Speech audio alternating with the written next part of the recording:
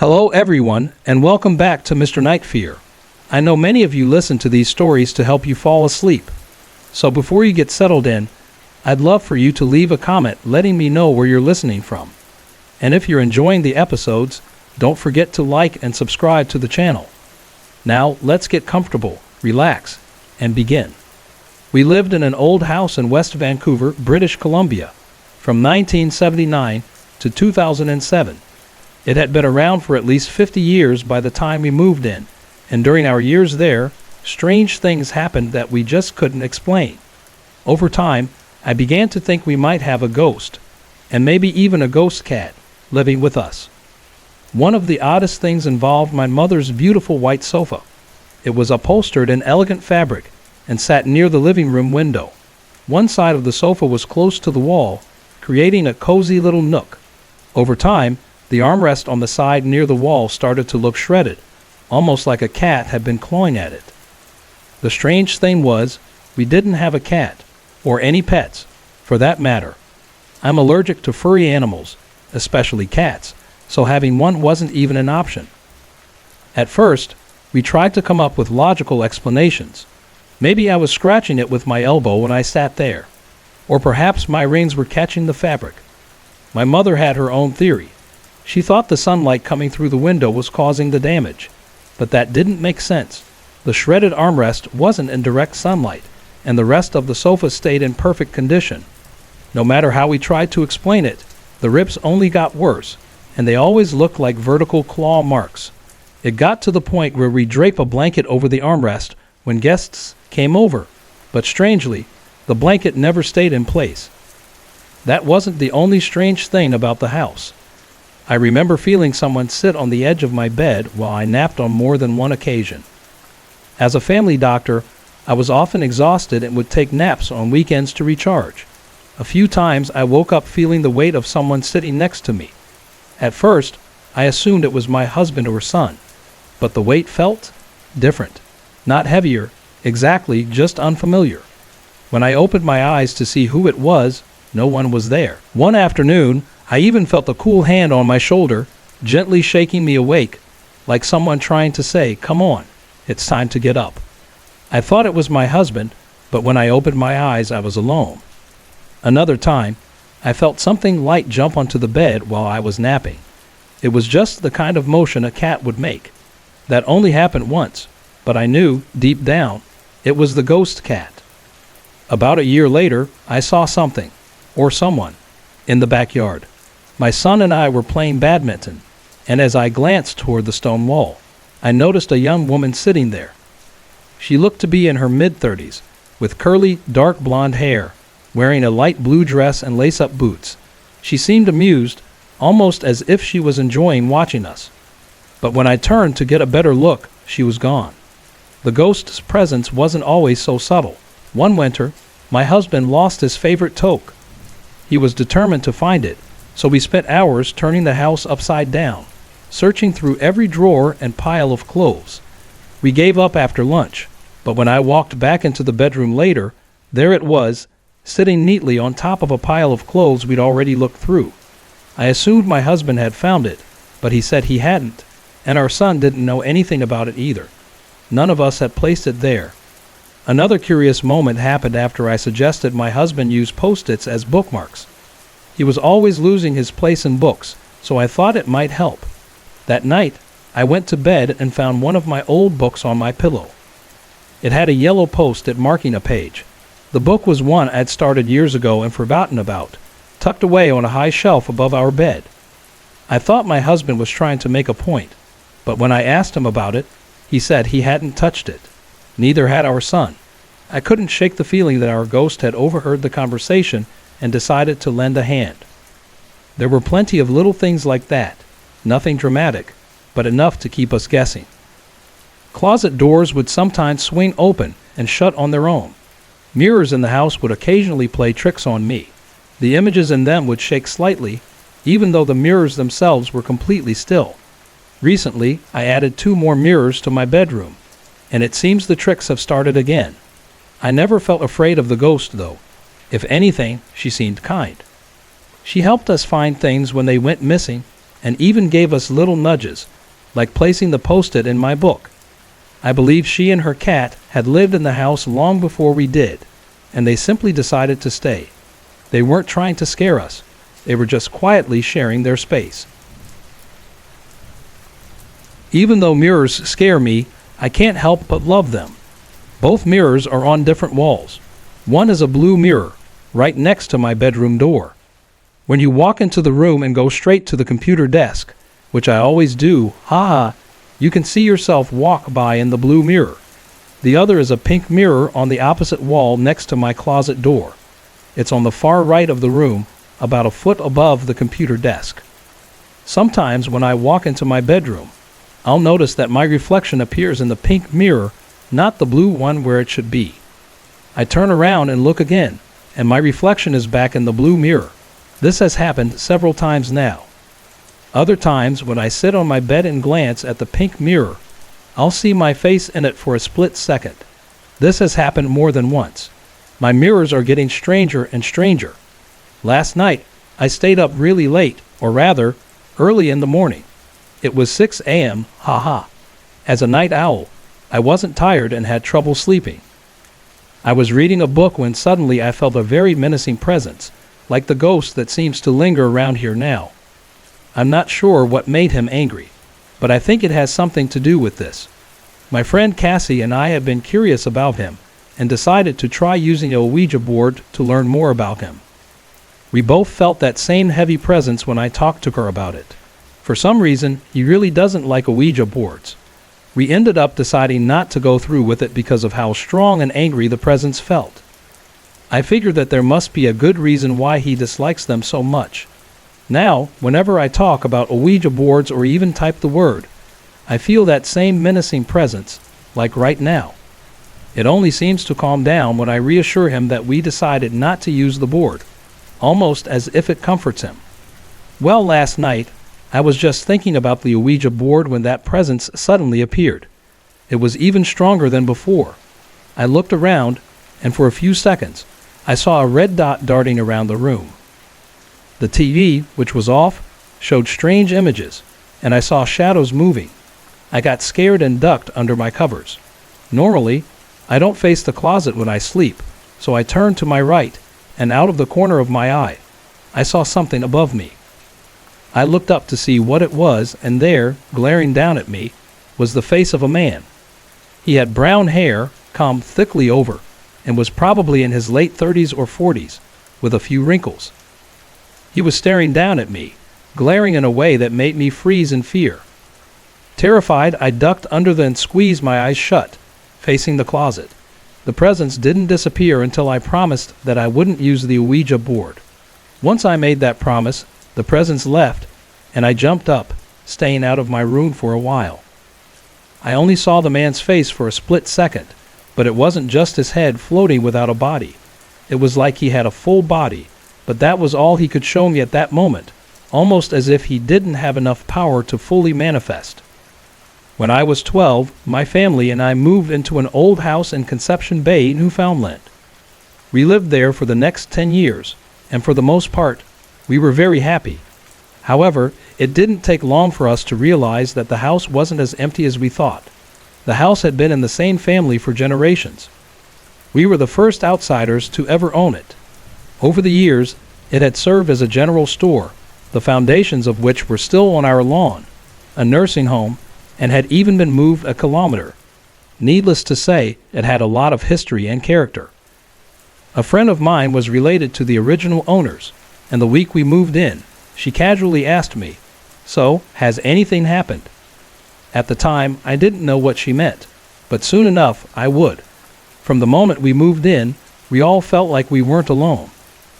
At first, no one said anything, but we later realized that we all had the same feeling. It wasn't fear, just a sense of caution. I always felt that if I looked behind me or opened my eyes in bed at night, someone would be watching me. About a month after we moved in, I saw my first ghost. My older sister and I were the only ones home. She was on the top floor, and I was downstairs. I walked into the living room, holding a snack, and glanced up the stairs. The sunlight from the hall window was shining down, and I saw the silhouette of someone holding the railing and looking down at me. I thought it was my sister, but as soon as I looked up, the figure quickly ran away. I rolled my eyes, thinking it was just her being childish, and went upstairs to find her. To my surprise, she was in her bedroom, watching TV.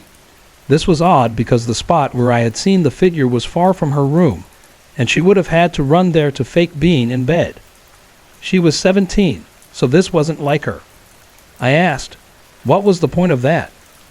She looked at me with a blank stare, then told me it wasn't her. The color drained from her face when I explained what I had seen. After that, we all started to notice more strange things in the house. I began to talk out loud to the spirits, telling them that I didn't want to see them anymore, but I didn't feel they were malicious. Over the years, there were many small incidents. One summer day, when I was home alone, a large painting fell off the living room wall. It had been securely fastened, and there was no reason for it to just fall. My friends who stayed over would often ask who was walking around upstairs. I'd tell them it was just the house creaking, but I knew better. My mom and I also frequently saw small balls of light floating around, especially in the kitchen and family room. Our dog would notice these too. She'd suddenly wake up and stare at seemingly nothing, but the most significant events happened during our final year in the house. One night I was asleep when I woke up to hear my mother's blood-curdling screams. My sister and I rushed to her room, not knowing what to expect. Mom was sitting up in bed, looking terrified. When we asked what had happened, she said it was just a bad dream. However, after we moved out, she told us what really happened. She had suddenly woken up and immediately felt that someone was in her room. She saw an old woman sitting in a chair just a few feet from her bed. At first, she thought it was the ghost of her own mother, but when she looked more closely, she realized she didn't recognize the face. The woman stared at her, unblinking, and then disappeared. That's when my mom screamed. This happened at least once more in the months that followed. The final event is one I'm especially grateful for. During our last year there, my mother suffered several small strokes. One day, she was in the kitchen when she suddenly lost feeling in her legs and collapsed onto her knees. As she continued to lose sensation, she felt like she was about to fall face first onto the floor. But just before she hit the ground, she felt someone grab her by the shoulders and gently lay her on her side. She was sure that it was the spirits of the house looking out for her. I've had several strange experiences throughout my life, though only a few stand out clearly in my memory. The first one happened when I was around 3 or 4 years old. I was lying in bed early in the morning, around 8 a.m., when I suddenly felt something cold on my back. When I turned around to see what it was, I saw a long, bony, white hand reaching toward me. At that age, I didn't stick around to find out more. I was terrified, and my parents had a hard time calming me down. The next experience occurred when I was about 13 or 14. I was either dreaming or having an out-of-body experience, though I'm still not sure. In the dream, there was a figure hovering in the doorway of my bedroom. She wore a torn white nightgown, and her skin was green, as if it were rotting. Her eye sockets were empty, and she floated closer to me. I couldn't move, only feel an overwhelming sense of fear. She tilted her head curiously and hovered by my ear. Then she whispered the word, "Dragona," to me. I physically heard the word, and as soon as it happened, I woke up. But the fear stayed with me long after the experience. There have been a lot of smaller random things that I've passed off as just the house being old. Things like creaky floors, loud neighbors, doors closing that I blamed on the wind, and unexplained thumping through the hall. Objects would disappear, only to reappear later, often in plain view in my closet. I lived in another house across the street from an old cemetery, and that's where things got even stranger. My roommate and I would often hear things fall, but when we went to check, nothing had actually fallen. One night, I thought the light in my room had blown, so I pushed the dimmer switch to see if there was still power to the light. When I did, the light turned on full blast by itself. We also saw what looked like a smoke-like cloud in my room sometimes. Another odd thing was the temperature. No matter where I was in the house, my room was always either way too cold or way too hot. Even in the middle of winter, with the heat off and the fan running, it would still feel warm. The most recent experience happened just a few days ago. My old roommate had a phone that had been disconnected for over a year. On Friday, October 30th, she noticed random texts were coming through on it. At first, she thought the phone had been mistakenly reconnected, but when she tried to reply, she got an error message. She also tried calling, but it said the phone wasn't active. What was strange was that the texts were sent from the same number each time, though the number would change with every message. Even weirder, the phone started playing a ringtone that neither of us recognized, but it just so happened to be the song she plays for her 2-month-old son at bedtime. We both have experiences when we're not together, but it seems like the strange things happen more often when we're near each other. I've been told by people that I'm sensitive to spirits and that they are trying to reach out to me because I can see, hear, and feel them. I'm still not sure if these experiences are just a result of an overactive imagination or if something else is really going on, but I know that something unusual is happening, especially with the more recent events. To understand my story, I need to share something very personal. In late February to early March of 2006, I discovered I was pregnant with my 4th child. Tragically, I suffered a missed miscarriage on May 15, 2006. I was supposed to be 11 weeks and 1 day, but an ultrasound showed the baby had passed away at around 6 weeks and 6 days. For some reason, I felt that I had lost a daughter. The loss was devastating, and I was deeply traumatized by it. I struggled to cope with the pain, eventually leaving my job and focusing all my attention on my other 3 children. Shortly after, we moved from Edmonton, Alberta to White Rock, British Columbia. We settled into a 3-bedroom rancher, and from the moment we moved in, strange things started happening. Even my kids noticed the unusual activity. One of the first things I noticed was while I was in the bathroom. I could hear 2 voices, an older woman and a younger one, talking through the heat vents. I could hear them clearly, but I couldn't make out what they were saying. It was unsettling, and it made me feel like the house was alive in some way. As strange as it was, I didn't think much of it at first, but the activity in the house started to increase. In late September 2006, I found out I was pregnant again, and that's when the odd happenings really picked up. The pregnancy was tough, and I was in and out of the hospital, but in late May 2007, I had my baby, a boy. When my son was 3 months old, my husband had to leave for work. I was alone with our 3 boys and our daughter, all under the age of 6. The first night my husband was gone, I was sleeping when I heard a soft little girl's voice whispering, "Mommy, Mommy, wake up, Mommy." At first, I thought it was my daughter, but as I stirred, the voice repeated itself. I realized immediately that it wasn't her. The voice seemed to be whispering right next to where my baby's bassinet was. When I opened my eyes, there was no one there. I called out for my daughter, thinking maybe she had wandered into her brother's room. But when I went in there, she wasn't there either. I then went to her room and found her sound asleep in her crib. She could get out of her crib, but not back in, so there was no way it was her calling me. Needless to say, it was deeply unsettling. Due to my husband's work, we moved back to Edmonton, this time into a brand new townhouse. I was happy to leave the house in White Rock behind, as too many strange things had happened there. I told my husband about the little girl's voice I had heard, and he just said it was probably our baby saying hi. In mid-January 2008, I heard that same familiar little girl's voice again, but this time it was even more intense. The voice called out to me, "Mommy, please get up. Mommy, please." It was as if I could feel the presence of the little girl standing right in front of me, so close that I could almost feel her breath.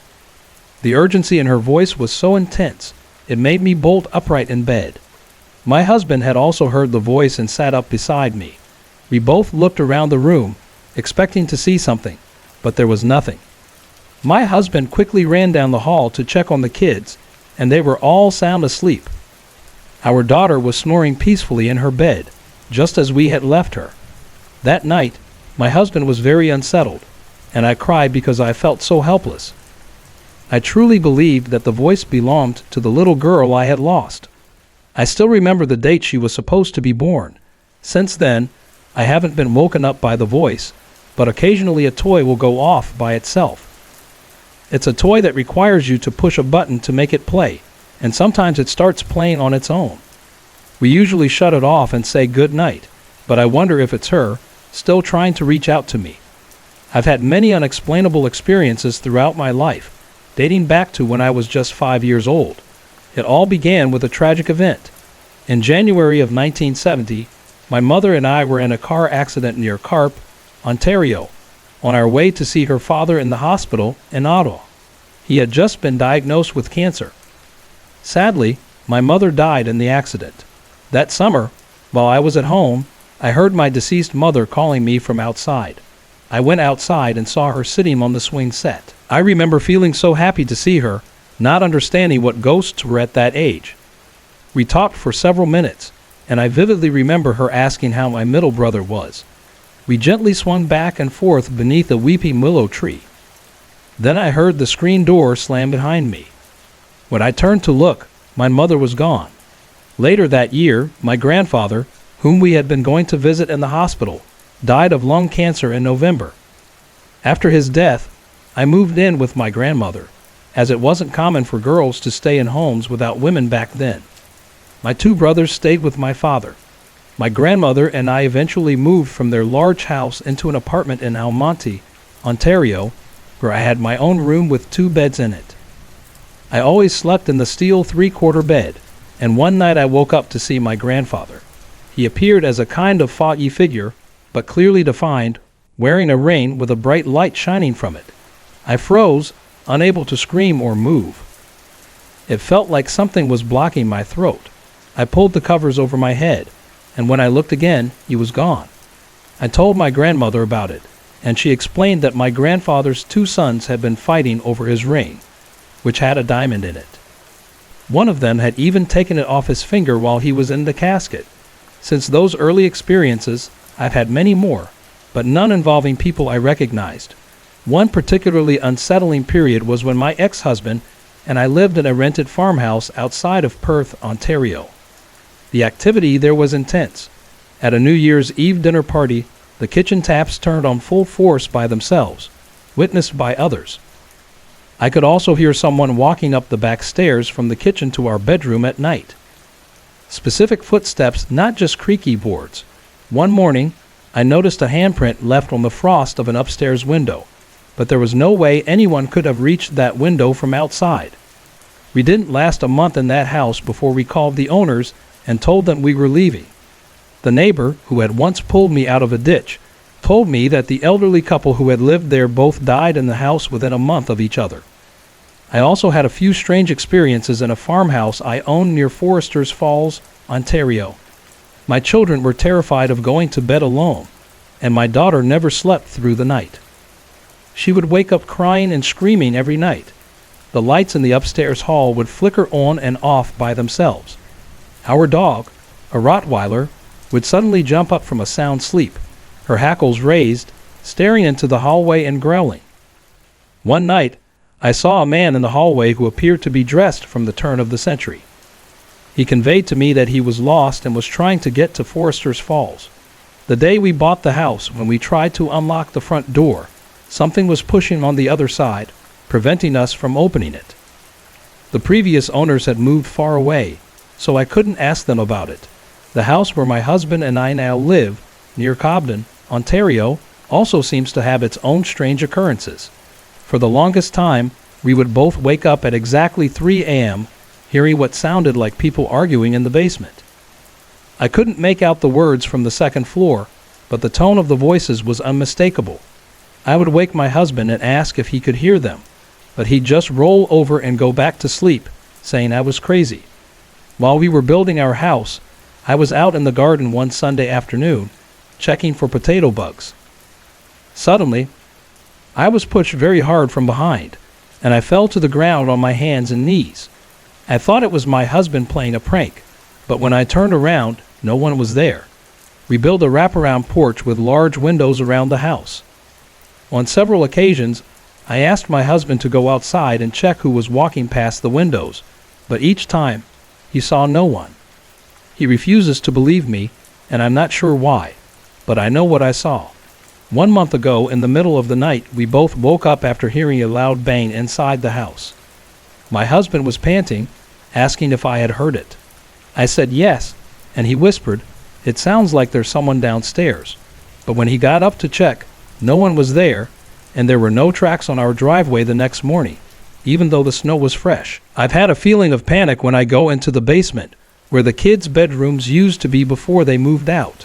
A few times, I've thought I saw shadows race across the hall in front of me as I approached the laundry room. My heart races, but I try to ignore it and keep going. It's strange to me that everywhere I've lived, there has always been something happening, something unexplained. I don't know why this follows me, but it always does. Let me just say that everything I'm about to tell you is completely true and not some paranoid fantasy. I'm not the only one who experienced these things.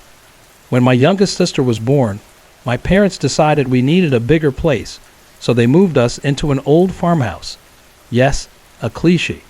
At first, it was pretty cool. Everyone had their own room, and we even had a sitting room upstairs.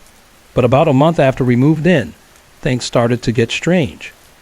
My mom, who was still recovering from my sister's birth, usually stayed downstairs during the day. But one day, for some reason, she needed to go upstairs and check on us. When she left the room, I suddenly got a really bad feeling. It turned out to be right. A few moments later, I saw my mom standing at the top of the stairs, and it looked like someone had shoved her. She fell and hit nearly every step on the way down. Fortunately, my dad came home just a few minutes later and rushed her to the hospital. But that wasn't where the strange happenings stopped. About 5 months later, my dad had to have a minor surgery that required him to stay awake for 48 hours beforehand. So my cousin came over to keep him company. One night, my dad decided to take a hot shower upstairs. About 10 minutes later, my cousin saw a shadow moving down the stairs and asked my dad why he was standing there. But my dad hadn't answered because he was still in the shower. My cousin got freaked out and refused to stay the night at our house ever again. Now this next part happened to me. I was around 8 years old at the time, and I know some people might think it was just my imagination, but I was always a very grounded kid who didn't daydream much. One morning, I woke up to go to the bathroom around 6 a.m., which was about an hour earlier than I usually got up. As I came out, I saw a woman in a white nightgown walking down the stairs. I wasn't scared at first because I thought it was my mom, so I followed her down the stairs into the kitchen. But as soon as I entered the kitchen, she was gone. I called out, "Mom, where did you go?" And then I heard my mom yell at me from the top of the stairs to get back upstairs. I ran back up, confused, and asked her how she managed to get back upstairs so fast. Her face went pale, and she quickly grabbed me and my sisters, taking us into her room. She set my dad down to check the house, and he came back 20 minutes later, saying all the doors were locked, and he didn't find anyone. But that wasn't the end of it. About a year later, I was getting ready for bed, and as usual, I left my clothes on the floor next to my bed. I went across the room to turn on my nightlight. It wasn't there because I was afraid of the dark, but because my room didn't have any other light. The light had a cover on it to dim the brightness, which I never took off, because if I did, I couldn't sleep. Around 5 a.m., I woke up having trouble breathing, and noticed that the wall near my nightlight was on fire. My pants from the day before were lying over it, which I thought was what caused the fire. I ran into my parents' room and told them. My dad rushed in with the fire extinguisher and put the fire out. Both of my parents scolded me for supposedly throwing my pants across the fire, and I didn't know what to do. I've always had paranormal experiences. When I was younger, I would be scared of shadows and orbs floating around my room. As I grew older, I learned to block it all out, and now I barely see or hear anything, but I can still sense it. These strange occurrences started after my grandpa passed away. It was about 13 years ago when he was diagnosed with cancer. He never told anyone, not wanting us to worry. About 2.5 years ago, the cancer finally took him, I remember toward the end when it was just him and me in the garden or outside. He would talk to me. He'd tell me how much pain he was in and say he wished it would all be over soon. But to everyone else, he pretended he wasn't hurting at all.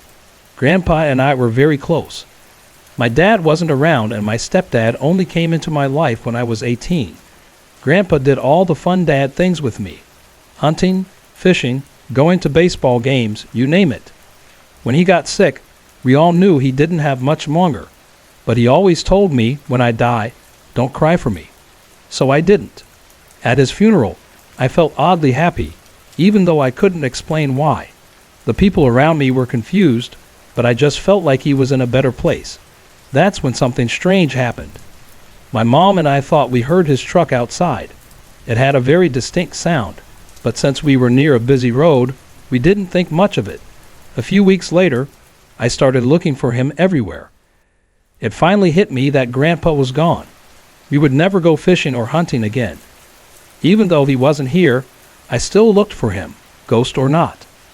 The next strange event didn't happen until winter. One evening, I was in the barn taking care of my animals. It was cold, so my horse was staying inside for the night.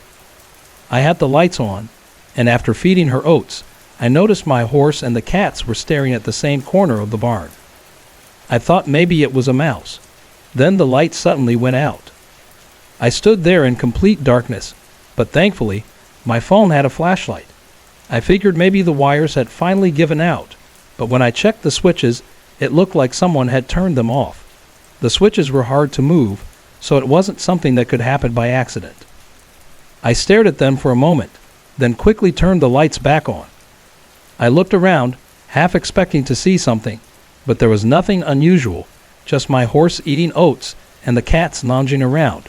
They didn't seem bothered at all. I joked out loud, "Hey Grandpa, now you're a real ghost, huh? Not just pretending on Halloween. Don't scare me, okay?"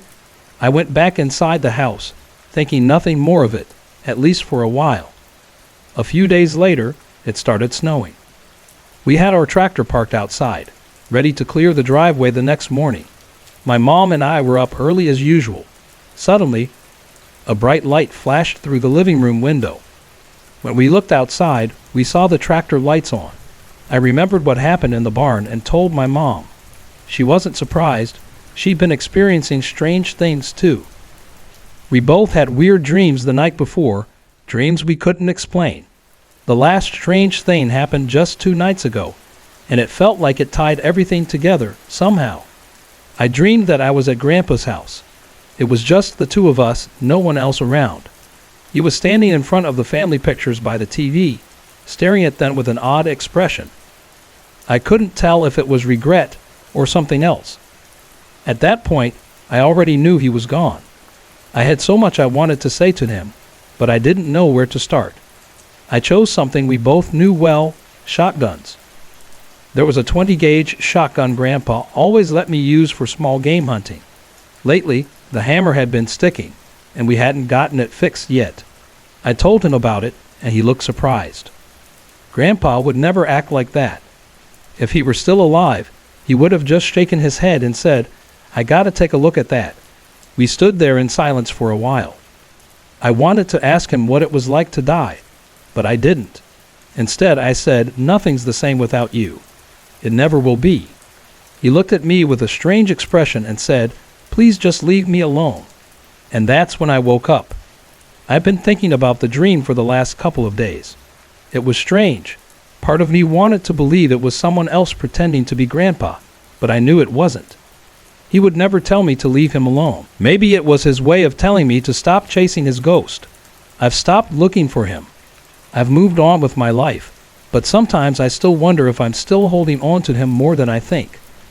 My husband always claimed he didn't believe in ghosts.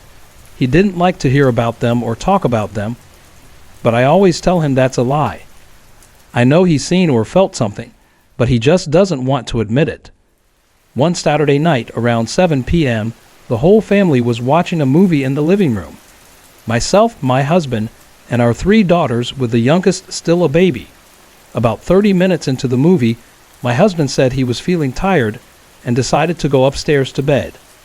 Our living room is right below our bedroom, so you can still hear everything from upstairs. When the movie ended, I decided to go upstairs to grab a blanket for the baby. When I entered our bedroom, I saw my husband lying flat on his stomach, facing the wall with his legs spread apart. The room was pitch dark, and I didn't turn on the light. I was sure he heard me walking in and out. Later that night, I asked one of my daughters to go upstairs and grab a pair of socks for the baby because her feet were cold. I told her not to turn on the light because Daddy was sleeping. She ran upstairs and quickly came back down. A little while later, I was feeling sleepy, so I decided it was time for bed. I sent the girls to their rooms and tucked them in. When I went to our room, the lights were on, and my husband was lying sideways, facing the wall. I asked him why the lights were on. He gave me a strange look and then said something that really caught me off guard. He told me that earlier, when I had come into the room, he heard me, and later, when our daughter came in, he heard her too, but he didn't know who it was. He said he heard the door close and thought that whoever it was had left, which in fact she did. But even after the door closed, my husband felt like someone was still in the room. He thought it was me, but wasn't sure. Remember, he was still lying on his stomach with his legs spread apart. He told me he could hear footsteps slowly walking to the end of the bed, where his feet were. Then the bed sank slightly, as if someone had sat down between his legs. I asked him how he knew someone had sat down, and he said it was because he could feel the bed dip, as if someone was actually sitting there. Then, whoever it was started to bounce up and down slowly, like I do when I'm trying to put the baby to sleep. At first, my husband thought it was just me trying to settle the baby, but then he realized something was off. Normally, when I'm rocking the baby, I hum or sing to her, but this person wasn't humming or singing, and why wasn't the baby making any noise? So he lay there, frozen in fear, trying not to move. He could hear the TV on and the girls talking, but he didn't hear my voice. That's when he started to really freak out. He thought it had to be me sitting at the end of the bed, out, but he wasn't sure, so he listened carefully, hoping to hear my voice. Finally, he heard me telling the girls to stop fighting. That's when he completely lost it. He quickly hit his feet together, hoping to feel someone there, but he didn't. Panicked, he jumped out of bed and turned on the lights. He looked around the room, but there was no one there, just him. Afterward, he climbed back into bed, leaving the lights on. A little while later, I walked into the room, and that's when he told me what had happened. From the time I was about 5 years old until I was around 16, there was a pair of glowing red eyes that would watch me as I sat in my bedroom at night. They weren't limited by time either. These eyes would appear in both twilight and complete darkness. But let's start at the beginning. The first time I saw them, I wasn't scared at all. In fact, I was more concerned about a very large spider scuttling across the floor in front of my closet. I've always hated spiders, probably because my older sister hated them too. Even though I didn't have any real grudge against them, I became terrified of them from an early age. I should have been more worried about what was about to happen. I screamed and cried because the spider was huge. My mom rushed into the room, and my sister, who was sleeping in the top bunk, came down to see what was going on. My mom squashed the spider, which made me feel bad because I didn't like seeing things die, even back then, and my sister told me to be quiet. I stopped crying, but I was still scared. Then, just as my mom shut the door and my sister climbed back up to her bunk, I saw something strange. 2 glowing red orbs appeared by the door. They had tendrils or stringy things attached to the back, like they'd been ripped out of a man's skull. If they were eyes in the head of a person, the person would have been at least 7 feet tall. The orbs hovered there for about 10 seconds before slowly floating toward me. In the dim light from the closet, I could see that they were, in fact, eyes glowing red and dripping blood. I couldn't explain why, but I wasn't scared of them. I was a scared little kid, so it was strange that these things didn't frighten me. Instead, I thought they were cool, not pretty, but interesting, and they didn't seem to want to hurt me.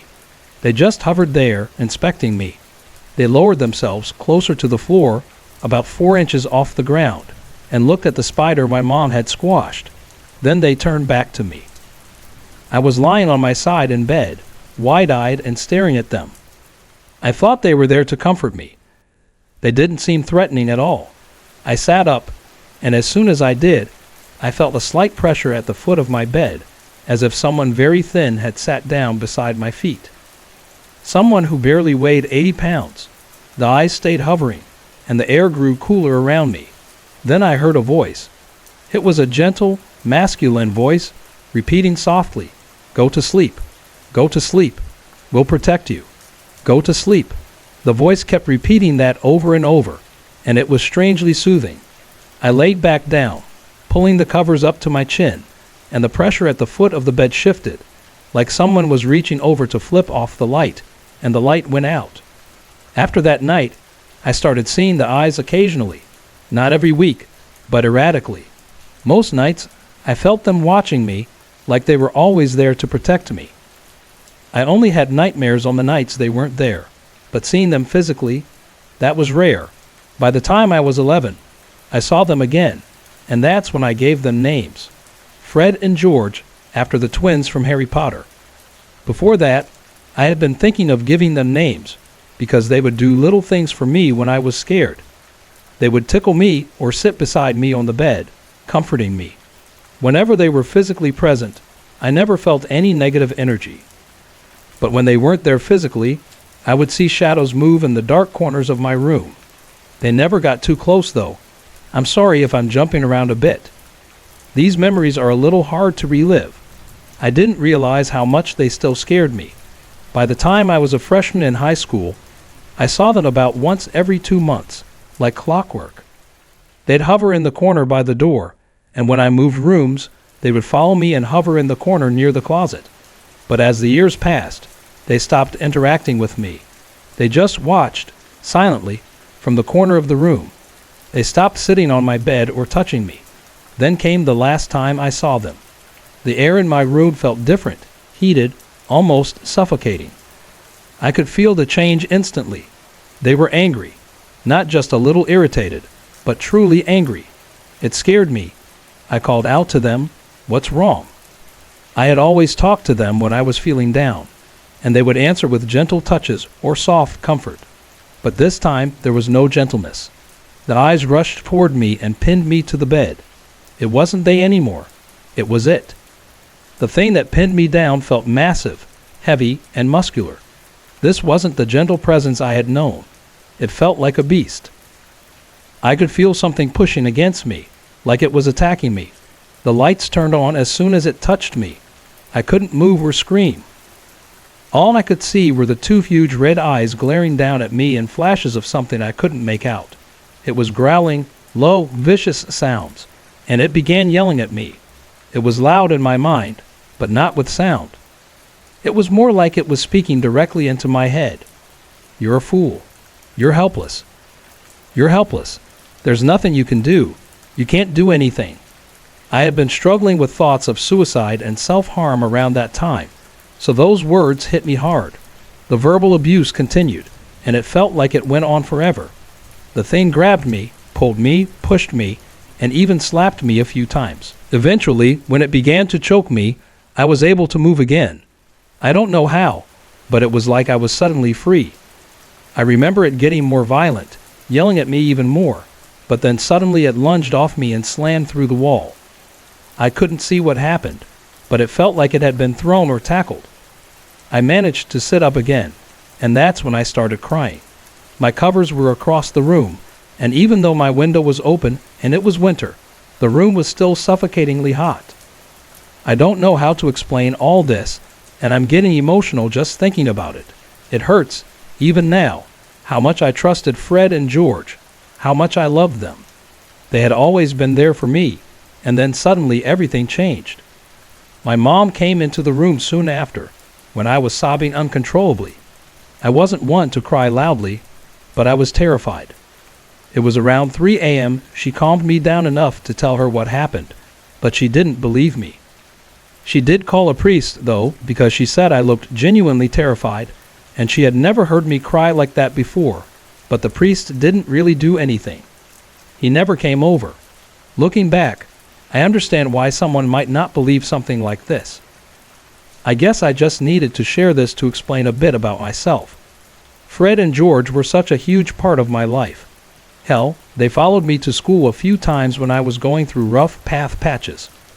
When my husband and I were still dating, we had quite different backgrounds. He was Catholic, and I was a shaman. At the time, we lived in different towns, and it took almost 4 hours for him to drive to see me. Even though we were far apart, he would come every weekend, arriving Friday night and leaving Sunday afternoon. But one Thursday night, he decided to surprise me. He usually didn't come during the week because of work, so I was pretty shocked when he showed up. It was around 7 p.m. when he arrived. He was going to stay with me until midnight, since he worked early the next day. He needed to get some rest before heading home. But for the time being, we spent the evening together, lying on the floor, watching a movie. As the night passed and it got closer to midnight, I decided to prepare something for him to eat before he left. I didn't want him to stop for food since it was so late. From the kitchen, I could see him still lying on his back in the living room, facing the ceiling with his eyes closed. I walked over to him, crawled on top of him, kissed him on his lips and neck, and then went back to the kitchen. I did this a few times, and each time, he opened his eyes, looked at me, and then closed them again. Eventually, I finished preparing everything and went over to sit beside him. He seemed like he was asleep, but then I noticed his eyes weren't fully closed. They looked like they were looking at me. I kept staring at him, trying to figure out what was going on. His eyes started moving from side to side, but they were still half open, staring at me. Suddenly he whispered, "Help me," in a soft, weak voice, like he couldn't breathe. I panicked and slapped him in the face. He jumped up quickly, swearing and swinging his fists in the air. He was breathing hard, struggling to catch his breath. Once he calmed down, I asked him what had just happened. He looked confused and told me he had no idea. He said, "Why didn't you wake me up?" I replied, "How was I supposed to know you wanted me to wake you?" He then said, "I was giving you signals with my eyes." I was confused. "What just happened?" "I don't understand what you're saying," I told him. He explained that when I first kissed him, he knew it was me because he opened his eyes and saw me. After that, he could tell it was me every time. But then, the last time he thought it was me, he opened his eyes and saw me sitting next to him, staring at him. He said it felt like someone was still on top of him, even though he couldn't see anything. He could feel a heavy weight on him, like someone was nibbling on his lips and neck. He tried to move but couldn't, so he started signaling with his eyes, hoping I would notice, but I didn't. That's when he finally managed to say, "Help me." I was terrified when he told me this. My arms and neck were covered in goosebumps, and I felt like my soul had left my body. We decided to leave and go to my mom's house. As we stood outside, looking back at my apartment, it felt like someone was still inside. It was the first time I had ever felt this way about my home. I suddenly felt an overwhelming sadness, like something had taken over my apartment. When we got to my mom's house, we told her what had happened, but like most mom parents, she brushed it off, saying it was nothing and not to think too much about it.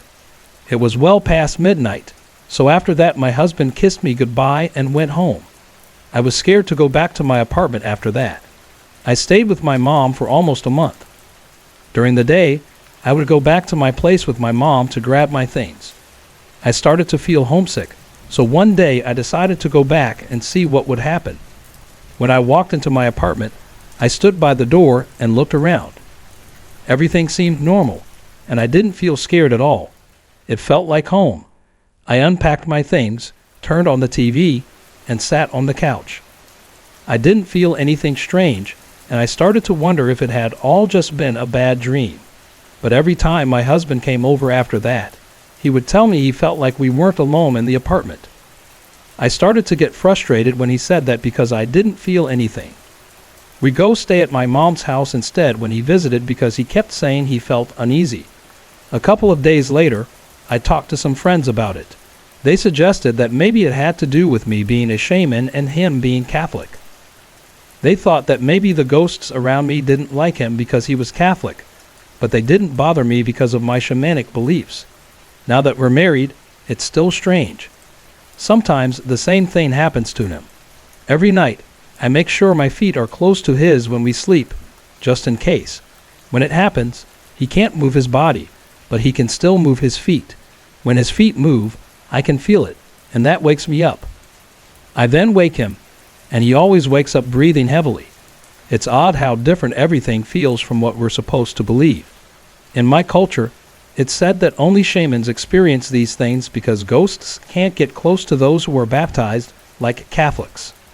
Even though my husband has experienced all these things, he still doesn't believe in them. I haven't experienced anything like it myself, but I believe in it, at least some of it. I guess I'll never fully understand how all of this works in terms of cultural beliefs. In our Hmong culture, we believe in spirits and lost souls that don't want to leave. I've heard many stories about people experiencing strange things, but I never really experienced anything myself, at least not until I met my husband. It all started when we were dating. He was Catholic, and I was a shaman at the time. We had a long-distance relationship, living in different towns. His town was about 3 to 4 hours away from mine, but he would visit me every weekend, coming on Friday night and leaving Sunday afternoon. One Thursday night, though, he decided to surprise me by coming over early. He never usually came during the week because of work, so it was a big surprise. He arrived around 7 p.m., planning to stay until midnight. He worked early the next morning, so he wanted to get back home and get some rest before work. That night, we were lying on the floor together watching a movie. As it got closer to midnight, I decided to make him something to eat before he left, since I didn't want him to have to stop somewhere for food so late. From the kitchen, I could see him still lying on his back on the floor, eyes closed, staring up at the ceiling. I walked over to him, crawled on top of him, and kissed his lips and neck, then returned to the kitchen. I did this a few times, and each time I kissed him, he would open his eyes, look at me, then close them again. After finishing everything, I walked over to him and sat beside him. He looked like he was asleep, but then I noticed his eyes weren't fully closed. They seemed to be looking at me. I kept staring at him confused. Then his eyes started moving from side to side. It looked like he was staring at me, but all of a sudden he whispered, "Help me," in a very soft, weak voice. It sounded like he couldn't breathe. I panicked and slapped him in the face. He jumped up quickly, swearing and swinging his fists in the air, breathing heavily, trying to catch his breath. Once he calmed down, I asked him what had just happened, especially with his eyes. He asked me why I hadn't woken him up. I said, "How was I supposed to know you wanted me to wake you?" He then said, "I was giving you signals with my eyes." I was confused. What just happened? "I don't understand anything you're saying," I said. He explained that when I first kissed him, he knew it was me because he opened his eyes and saw me. After that, he could tell it was me each time. But then, the last time he thought it was me, he opened his eyes and saw me sitting next to him, staring at him. He said it still felt like someone was on top of him, even though he couldn't see anything. He could feel a heavy weight on him, like someone was nibbling on his lips and neck. He tried desperately to move, but he couldn't. He tried signaling with his eyes, but I didn't understand. Finally, he managed to say, "Help me." I got really scared when he told me all this. I felt a wave of dread wash over me. My arms and neck had goosebumps, and it felt like my soul had left my body. We decided to leave and go to my mom's house. Standing outside and looking at my apartment, it felt like someone was still inside. This was the first time I'd ever felt that way about my place. Suddenly, I felt really sad, as though something had taken over my home. When we got to my mom's house, we told her what had happened. Like most mom parents, she brushed it off and told us it was nothing, and not to think too much about it. It was well past midnight, so after a while, my husband kissed me goodbye and left. After that night, I was too scared to go back to my apartment. I stayed with my mom for almost a month. During the day, I would go with my mom to my apartment to get the things I needed. I started feeling homesick, so one day I decided to return and see what would happen. When I walked into my apartment, I stood by the door and looked around. Everything seemed normal, and I didn't feel scared. I just felt like I was home. I unpacked my things, turned on the TV, and sat on the couch. I didn't feel anything strange, and I began to wonder if it had all just been a bad dream. But then, every time my husband visited after that, he would tell me that he felt like we weren't alone in the apartment. I got frustrated when he kept saying that because I didn't feel anything. So, whenever he came over, we would stay at my mom's house instead. He kept saying he felt uneasy, like there was someone else there with us. A couple of days later, I spoke to some friends about it. They suggested that maybe it had something to do with the fact that I'm a shaman and he's Catholic. As a shaman, I believe in ghosts and spirits, and they thought that maybe the spirits around me didn't like him because he was Catholic. They were trying to scare him but didn't bother me because of my beliefs. Now that we're married, it's still strange. Sometimes it still happens to him. Every night when we sleep, I make sure my feet are close to his, just in case. When it happens, he can't move his body, but he can still move his feet. When his feet move, I can feel it, and it wakes me up. I then wake him up, and he's always breathing heavily when it happens. What's even stranger is that, according to our cultural beliefs, it's usually shamans who experience things like this, not Catholics. Ghosts are supposed to avoid Catholics because they've been baptized. But even though my husband has experienced these things multiple times, he still doesn't believe in them. I haven't experienced anything myself, but I believe in it. Some of it, at least. I guess I'll never fully understand all of this, but I continue to believe, especially after everything we've gone through. Sorry to interrupt. If you're enjoying the story, let me know in the comments and tell me where you're watching from. Don't forget to like and subscribe for more. Back in the 1980s, my lover and I moved from Parkdale in Toronto to an apartment at 419 Sherbourne. It was on the 3rd floor, though the door to our unit was on the 2nd floor. We moved in with 3 cats and a dog, and it was a large 1-bedroom place. The layout was a bit odd, with the bedroom at the top of the stairs, across from the kitchen. The hallway stretched down with the bathroom about 3/4 of the way down, and the living room at the end. The building was old, and the living room had a small kitchen sink hidden behind a wooden bookshelf. I was told the building had once been a rooming house, with each room rented out individually. The first sign that something wasn't quite right happened after we came back from a trip to London. We found a wooden cross that had been hanging on the wall, now lying on the floor. One of our cats was hiding in the bathroom, staring out of the window, looking terrified. Our 2 Siamese cats were huddled under the bed, something they never did, especially when we'd been away. They always greeted us when we came home. It was unsettling, but we tried to shrug it off. There was something odd about the entrance to our apartment. The door was on the 2nd floor, and there was about a 6-inch gap between the door and the first step. The stairs had carpet, but the cats quickly discovered that they could push the carpet back and get into the walls. To stop them, I placed a small window screen between the door and the step, hoping that would keep them out of the walls. My lover worked at a beauty supply store and closed up every night at 6 p.m. several times. I'd hear what sounded like our apartment door opening, followed by footsteps coming up the stairs, only to stop at the 3rd step. The dog would hear it too, and she'd come running with me to check, but no one was ever there. One evening, I heard the door open again, and someone came up the 3 steps, then stopped. I went to check, but again, there was no one there. The screen I'd placed between the door and the step was now lying on the 3rd step.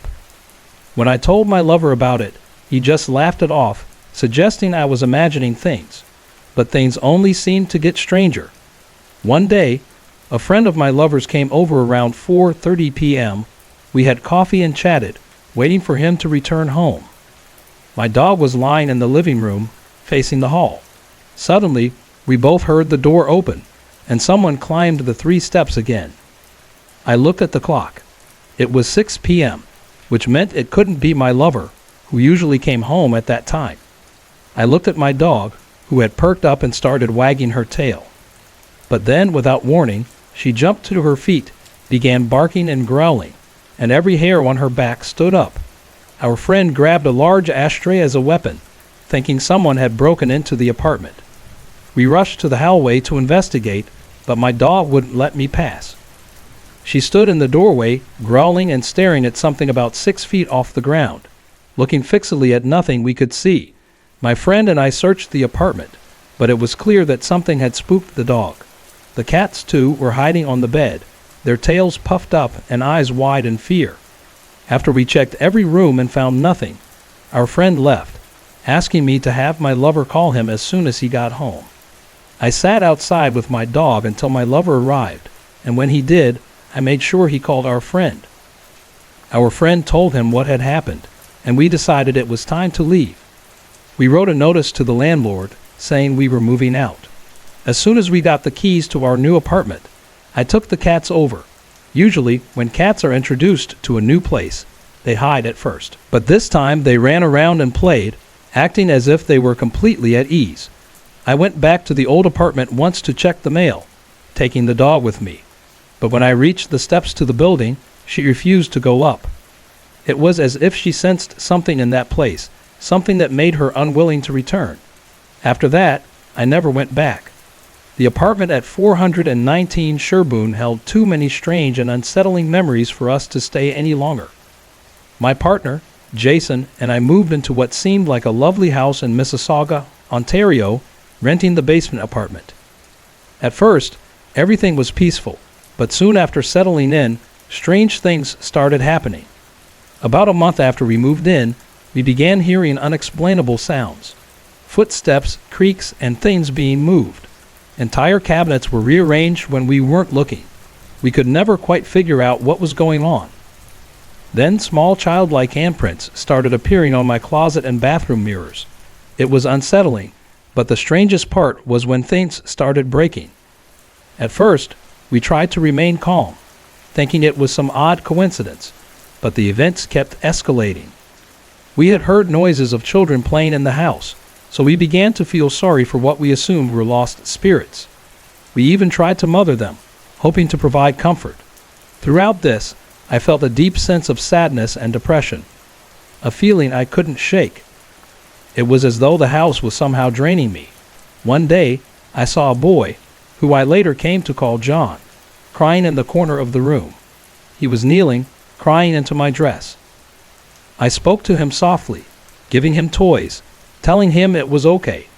For a while, things seemed to calm down, but just as quickly as it stopped, it started again, more intense than before. It was as if the presence had returned with more force. I decided to cleanse the house, and for a time, the activity ceased. But a month later, it flared up even worse. Jason started to feel physical contact, poking, slapping, even hitting. He wasn't the only one affected. I began to feel sensations of being poked as well, and a deep sadness would wash over me as though I were already dead. My dreams turned dark and disturbing. Every night, I dreamt of John playing, only to watch him choke to death on an apple. It made sense to us, because we lived on land that had once been a farm, but it didn't explain the strange and violent occurrences. We tried to clean the house again, but the strange activity only grew stronger. Jason was now physically assaulted more frequently, being poked and slapped in ways that left bruises. One evening, our friend Ash stayed over. She heard laughter and the sound of something scuttling in the kitchen, which she initially thought was our rabbit.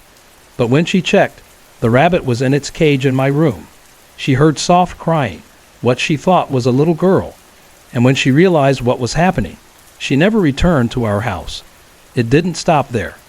One night, Jason was hit so hard by an unseen force that he asked aloud, "Is there something you want me to know?" The response was another violent blow to his head. As he asked more questions, the hits continued, becoming more frequent and harder. When he asked, "How old are you?" the force responded by hitting him 8 times, then 10, then 6, and so on. It seemed as if something was trying to communicate, but we couldn't understand it. He continued asking, naming areas of the house. When he mentioned the kitchen, he was hit repeatedly. He went to the kitchen and heard rustling in the garbage. But when he ran back to the room, he was followed by a stronger, more persistent energy. On Thanksgiving Day, things escalated even further. As we sat enjoying our dinner, We heard dishes smashing in the kitchen, followed by the sounds of my rosin, special wax from my violin, shattering and knives being thrown off the walls. Another time, I was sitting by the computer when I suddenly felt a sharp blow to the head from an unseen object. I was starting to feel as though I was the primary target for the aggression, and things weren't getting any better. One day, I had the distinct feeling of being watched, but it was different this time. It felt like something wanted me dead. The house, which should have been our sanctuary, now felt like a prison. I couldn't shake the feeling of malevolence that hung in the air. It was as though the house was filled with more than one presence, each with its own dark energy. One night, as Jason was coming home, I was in the shower when I heard him say hi. I responded, but he didn't answer.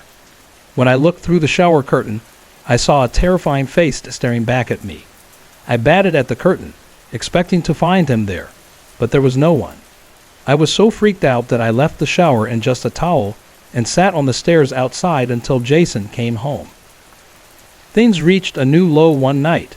I was in the shower again, and I heard Jason's voice, but when I walked out, I found myself in a state of shock. I had 18 perfect scratches across my cheek. Jason was horrified and immediately began inspecting the bathroom. But in the space of 1 minute, I was attacked again. This time, 22 scratches appeared on both my breasts. As if that weren't enough, I was then slashed across my back, all along my spine. The pain was intense. It felt like my skin was burning. For 3 days afterward, the burns from those slashes would not heal, and the marks remained. It was the worst physical pain I had ever experienced. At this point, we made the decision to leave. The haunting had grown unbearable. The night before we were supposed to move out, I woke up with a sharp pain in my leg. At first, I couldn't figure out what was causing the pain, but when I looked down, I was shocked to find a second-degree burn on my leg, the size of my palm, caused by my space heater. The strange part was, I'm a light sleeper. Jason stirs once in his sleep, and I'm wide awake, but somehow, I had been burned in my sleep without feeling a thing. 2.5 months later, the burns still hadn't healed completely, and my chest was marked by the deep scars. I've never been able to fully understand what happened in that house. The physical attacks, the oppressive atmosphere, and the overwhelming sense of dread have left me scared, both physically and emotionally. Even now, I can't shake the feeling that something darker still lingers in that house. We never looked back. In 1976, my grandparents and 2 of their daughters bought a house in Nova Scotia after relocating from Newfoundland. The house, about 20 to 25 years old at the time, still stands today, but little is known about its history before my grandparents moved in. In July of 1991, my grandmother passed away after a brief battle with lung cancer. We were very close, and I spent every day by her side during her illness. A few years after her death, my parents and I moved into my grandparents' house to be closer to my grandfather, who wanted more time with me. He converted the downstairs into an apartment, and we moved into the upstairs. Not long after we settled in, strange things began happening. I was between the ages of 7 and 9, so I was still young, but I remember a few things vividly. A couple of times, the television channels would change on their own, even though no one was touching the remote. One Thanksgiving, my dad's friend was visiting, and there was a wine glass on the table in front of him. We watched in disbelief as it slid across the table without anyone touching it. My mother also recalls seeing a white shadow moving quickly through the hallway, which would slow down whenever anyone noticed it. But the incident that stands out most happened in November 1997. We had received distressing news about my grandfather on my dad's side. He had become very ill and was in the hospital. His prognosis wasn't good, and my parents spent the entire week with him. I was only 10 years old at the time and couldn't stay home alone, so my mom's friend Donna came over to stay with me. One evening, after running some errands, Donna placed the keys on the counter by the door as we prepared to head out again. We went about our business, not paying any attention to the keys. But when we were ready to leave, the keys were gone. We searched the house and found them in my room, where I hadn't touched them. It was odd because I wasn't the type to move things around without telling anyone. A night or two later, after everyone had fallen asleep, Donna was suddenly woken by a noise down the hall. She thought I had gotten up to get a drink of water, so she called out my name. When there was no response, she figured she had been dreaming and tried to go back to sleep. But then she had the distinct feeling that she was being watched. Donna had dealt with paranormal experiences before, so she knew something wasn't right. Gathering the courage to open her eyes, she was chilled to the core by what she saw, a spirit standing over her, smiling directly at her face. Donna quickly shut her eyes, and when she looked again, the figure was gone. The next morning, my grandfather passed away peacefully in his sleep. Donna spoke with my mother about what had happened. Unsure if my mom had shared similar experiences, my mother confirmed that she had, and she believed the spirit Donna had seen was my grandmother, checking in on her favorite granddaughter during this time of sadness. We eventually moved out of that house, but the experiences didn't end there. My mom and I often talk about how we believe my grandmother's spirit has found its way back to us. My mother has seen movement out of the corner of her eye when no one was there, and I've felt a presence when I've been alone in the house. We both believe that, in some way, my grandmother has reunited with us, watching over us once again, just as she always did. It happened about 5 years ago when I was just 9 years old. I was used to moving around a lot, switching schools, and adapting to new places, but this particular school felt different from all the others. I'd heard some rumors from people around me, stories about how the school was built on an old cemetery and that it was haunted. At first, I was scared, but I didn't truly believe it. I told my parents, and they just laughed it off, saying it was nonsense, and I had nothing to worry about, so I tried to forget about it and moved on. The first day I attended the new school, everything seemed fine. The people were nice, the school was small but cozy, and the teachers were friendly. However, there was something about the building that gave me the creeps. Some classrooms were actually located outside, which felt a little odd, but I didn't think too much of it. It wasn't until I had to go inside for music class that I began feeling uncomfortable. The inside of the school, especially the bathrooms and hallways, felt off in a way I couldn't explain. I tried to avoid going inside too often. When I did, I never went alone, always with classmates or teachers. One day, I had to go to the bathroom. I'd been holding it for a while, and finally, I couldn't wait any longer. I asked my teacher for permission, and she said yes. I ran to the school's front door, which was in front of the classroom rows, and headed toward the bathroom. I didn't look behind me, but the whole time, I felt like someone was watching me. It was a cold, uncomfortable feeling, and it made me want to hurry. When I reached the bathroom, I pulled the door open, and the cold hit me immediately. The air inside was freezing, far colder than it should have been. I tried to ignore it and went straight into a stall. That's when I heard the door open again. I thought it was someone else entering, but then I heard footsteps. They didn't sound like normal footsteps. They were off. I felt my body start to shake as the feeling of being watched grew stronger. The footsteps grew louder and closer. Then I heard tissue paper being pulled from the dispenser, but I still tried to convince myself it was nothing, just someone else in the bathroom. As I was about to leave the stall, the noises stopped, and everything went completely silent. It felt as though whatever was in there with me had vanished. I quickly opened the door and ran out, slamming it against the wall as I did. But then, something happened that froze me in my tracks. I saw a white flash. No, not just white, but a mix of colors, and it zipped past me so fast that I didn't have time to make sense of it. It felt like ice-cold air swept over me, and I was left shivering. When I was able to move again, I bolted out of the bathroom and pushed open the front doors of the school with all my strength. I think that was the fastest I'd ever run in my life. When I got back to the classroom, my classmates stared at me in surprise. They must have noticed how out of breath I was, but I just sat down like nothing happened. I didn't want to say anything because I knew no one would believe me. After that day, strange things kept happening. I tried to avoid going inside the school as much as possible, but sometimes I had to. One day, I went to the library to pick up a book for a report. I was searching the shelves when I found myself standing between two bookshelves alone. That's when I saw someone on the other side. It looked like another student, but when I moved to the other side to see who it was, they were gone. There was no one there. I was terrified. The figure had been a girl about my age, with shoulder-length brown hair. She looked like a teenager. Other small things happened too. Footsteps, whispers, and strange noises, but nothing as intense as that first experience. But each time, the fear lingered, and I never felt fully comfortable. Eventually, we moved from that area, and I couldn't have been more relieved. But then, my friend told me something that made my blood run cold. She said that someone had been killed in the very bathroom I used, the one where I had my terrifying experience. The news hit me like a ton of bricks.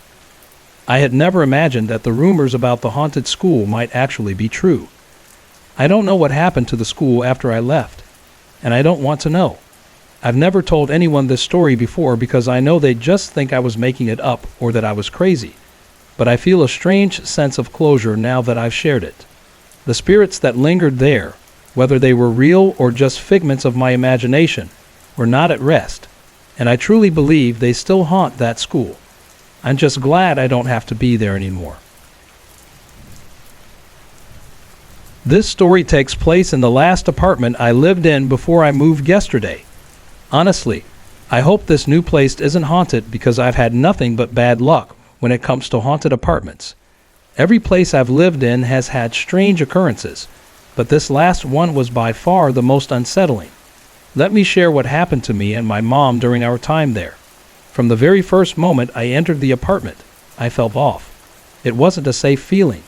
I told my dad right away, I don't feel good here. I don't want to live here. But he didn't listen. Looking back, I realize how right I was to feel that way. Now in my new apartment, I feel completely safe for the first time in ages. But in the old one, things were different. My mom and I both sensed something was wrong, and it only got worse over time. At first, the strange occurrences were small, but they grew more intense as time went on. My mom had a terrifying experience one night. She said she woke up between 3 and 4 a.m. to see a woman standing in her room. This woman had black hair, pale skin, and a cold, eerie presence. My mom didn't recognize her, and she was terrified. Without thinking, she said a prayer, and the woman vanished into flames. I believe my mom. She's not one to make things up, and I know she's not mentally unstable. She didn't want to scare me, so she didn't tell me about it until later.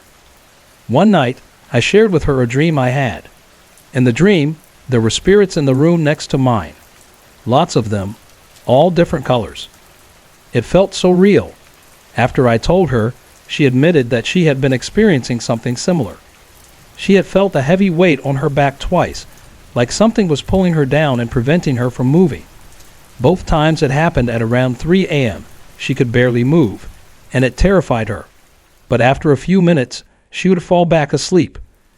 I thought that was strange, especially since I was having sleep problems as well.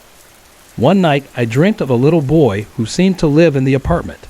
I remember his face so clearly, but his name escapes me. He was playful and friendly, wanting to show me something.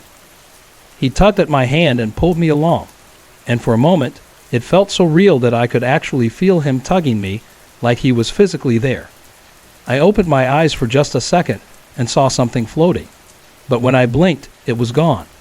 I quickly closed my eyes again because it was like I was still asleep, even though I wasn't. It was so hard to explain, like the boundaries between dream and reality were blurred. Another strange experience occurred when I was sleeping. I had a dream about going down a slide. It wasn't like a normal slide. It was curved in a way that made you turn upside down when you slid down. In the dream, I felt as if I was upside down, and my neck felt bent in a way that made it hard to breathe. I was choking, and it felt real, not like a typical dream sensation. As I struggled to breathe, I remember thinking I couldn't wake up. But then I suddenly did, gasping for air as if I'd been suffocating. The strangest part was that I had experienced something similar a year before in the same apartment. In that instance, something had placed a cover over me in my sleep, and I couldn't breathe properly in the dream. It told me to wake up, and just before I choked, I managed to wake up. Both experiences left me feeling like there were two spirits in that apartment, one benign, the other malicious. We also had some strange electrical problems in the apartment. The TV would turn on and off by itself, and the lights would flicker for no reason. One time, while my friend was over, a light bulb exploded right in front of us. The glass shattered everywhere. There was nothing wrong with the electricity, but something definitely wasn't right in that apartment. The creepiest part, though, was hearing bells at exactly 1 a.m. It wasn't loud, but if you listened closely, you could hear the faint sound of bells ringing. I mentioned it to my parents, but they never heard anything. One night, I asked my mom if she heard the bells, and she shook her head. I was genuinely scared at that point. There were so many strange, unexplainable things that happened in that apartment. It felt like something or someone was always watching, always present. I didn't want to stay there any longer, and I'm so relieved to have moved to a new place. Hopefully, this one will be different, but I won't be surprised if I end up with more weird experiences in the future. I don't know what it was about that apartment, but it definitely had a presence, and I'm just glad I don't have to deal with it anymore. It was supposed to be a fun slumber party with my friends, but that night turned into something none of us would ever forget. We had set up our beds in the living room of Christina's apartment, making sure the door was locked and everything was in place. But even though we were surrounded by friends, I couldn't shake the feeling that something was watching us. It was a strange, unsettling feeling that crept over me as soon as I stepped into the apartment. My new friend Amy noticed I seemed off and asked, "Are you all right?" I nodded, trying to ignore the unease, and grabbed my pillow and blanket as the other girls did the same. We finally got everything set up, and Amy, Christina, and I slept on the bed closest to the hallway and kitchen, while Letitia and Carla settled on the bed near the TV and window. Carla had mentioned that she might not be able to stay over, but after eating some junk food Christina's mom bought, we changed into our PJs. We were supposed to go get Letitia's stuff, and then we decided to ask Carla if she could stay over. Carla lived in the apartment next door, so we dropped her off quickly since her parents weren't keen on her staying. On the way back, Amy whispered to me that she felt like something was following us. I told her I felt the same way. We both shared a nervous hug while the others remained strangely quiet, not saying anything. The atmosphere had changed. It felt thick, like something was watching us from the shadows. Amy freaked out, saying she was sure something was following us, and she didn't want to go any further. She muttered, "It's coming," under her breath just as a car sped by us, splashing both Amy and me with a bit of water. We screamed, startled, and ran halfway toward Letitia's house, our hearts racing. Amy looked more frightened now, and I put my arm around her trying to reassure her. "Ghosts can't hurt us," I said, but she didn't respond. She kept walking, looking back over her shoulder as we made our way toward Letitia's house. Then, out of nowhere, we all heard a terrible chilling scream. It sounded like a banshee. We froze in place, terror flooding us as we slowly turned around.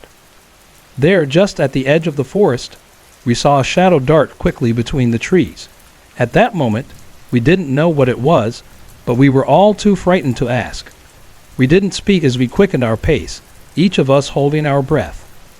When we finally got Letitia's stuff, I was nearly attacked by a small cat, but I barely noticed as the fear still gripped me. We walked back to Christina's apartment, still feeling like something was following us. But as the night went on, we tried to push the feeling aside. Carla was waiting outside Christina's apartment, bags in hand, like nothing had happened. By 11:30 p.m., we were all eating pizza and cake, trying to push away the eerie feelings. We turned on the music channel and started dancing, laughing together. But suddenly, in the middle of Amy's dance, the flashy lights cut out and everything went dark. We screamed and jumped onto the bed, huddled together as a shadow appeared in the kitchen doorway. Christina, being the smart one, tried to get the lights back on. The light switch was in the hallway, and no one was brave enough to go near it. We could only watch as the shadow lingered in the kitchen. After a few seconds, the shadow disappeared, but the flashy lights continued to flicker on and off.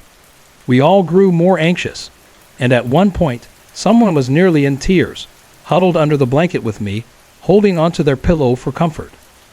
In a burst of courage, Letitia jumped up and ran to the hallway, turning on the light. But by then, the tension had already reached its peak. We all took a moment to breathe, trying to shake off the fear. Just before midnight, we cut a slice of cake and placed a candle on top. I suggested that we blow out the candle at exactly 12 just for fun, but as we gathered around, I saw the shadow again. It was standing in the kitchen doorway just beyond the light. I didn't say anything at first, not wanting to scare everyone. I hoped it would go away, but it didn't. By 1 a.m., we were all getting ready for bed, trying to shake off the fear.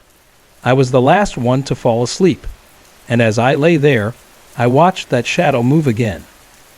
It wandered slowly around the kitchen, as if searching for something or someone, but eventually I felt my eyelids grow heavy, and with a strange sense of calm, I drifted off to sleep.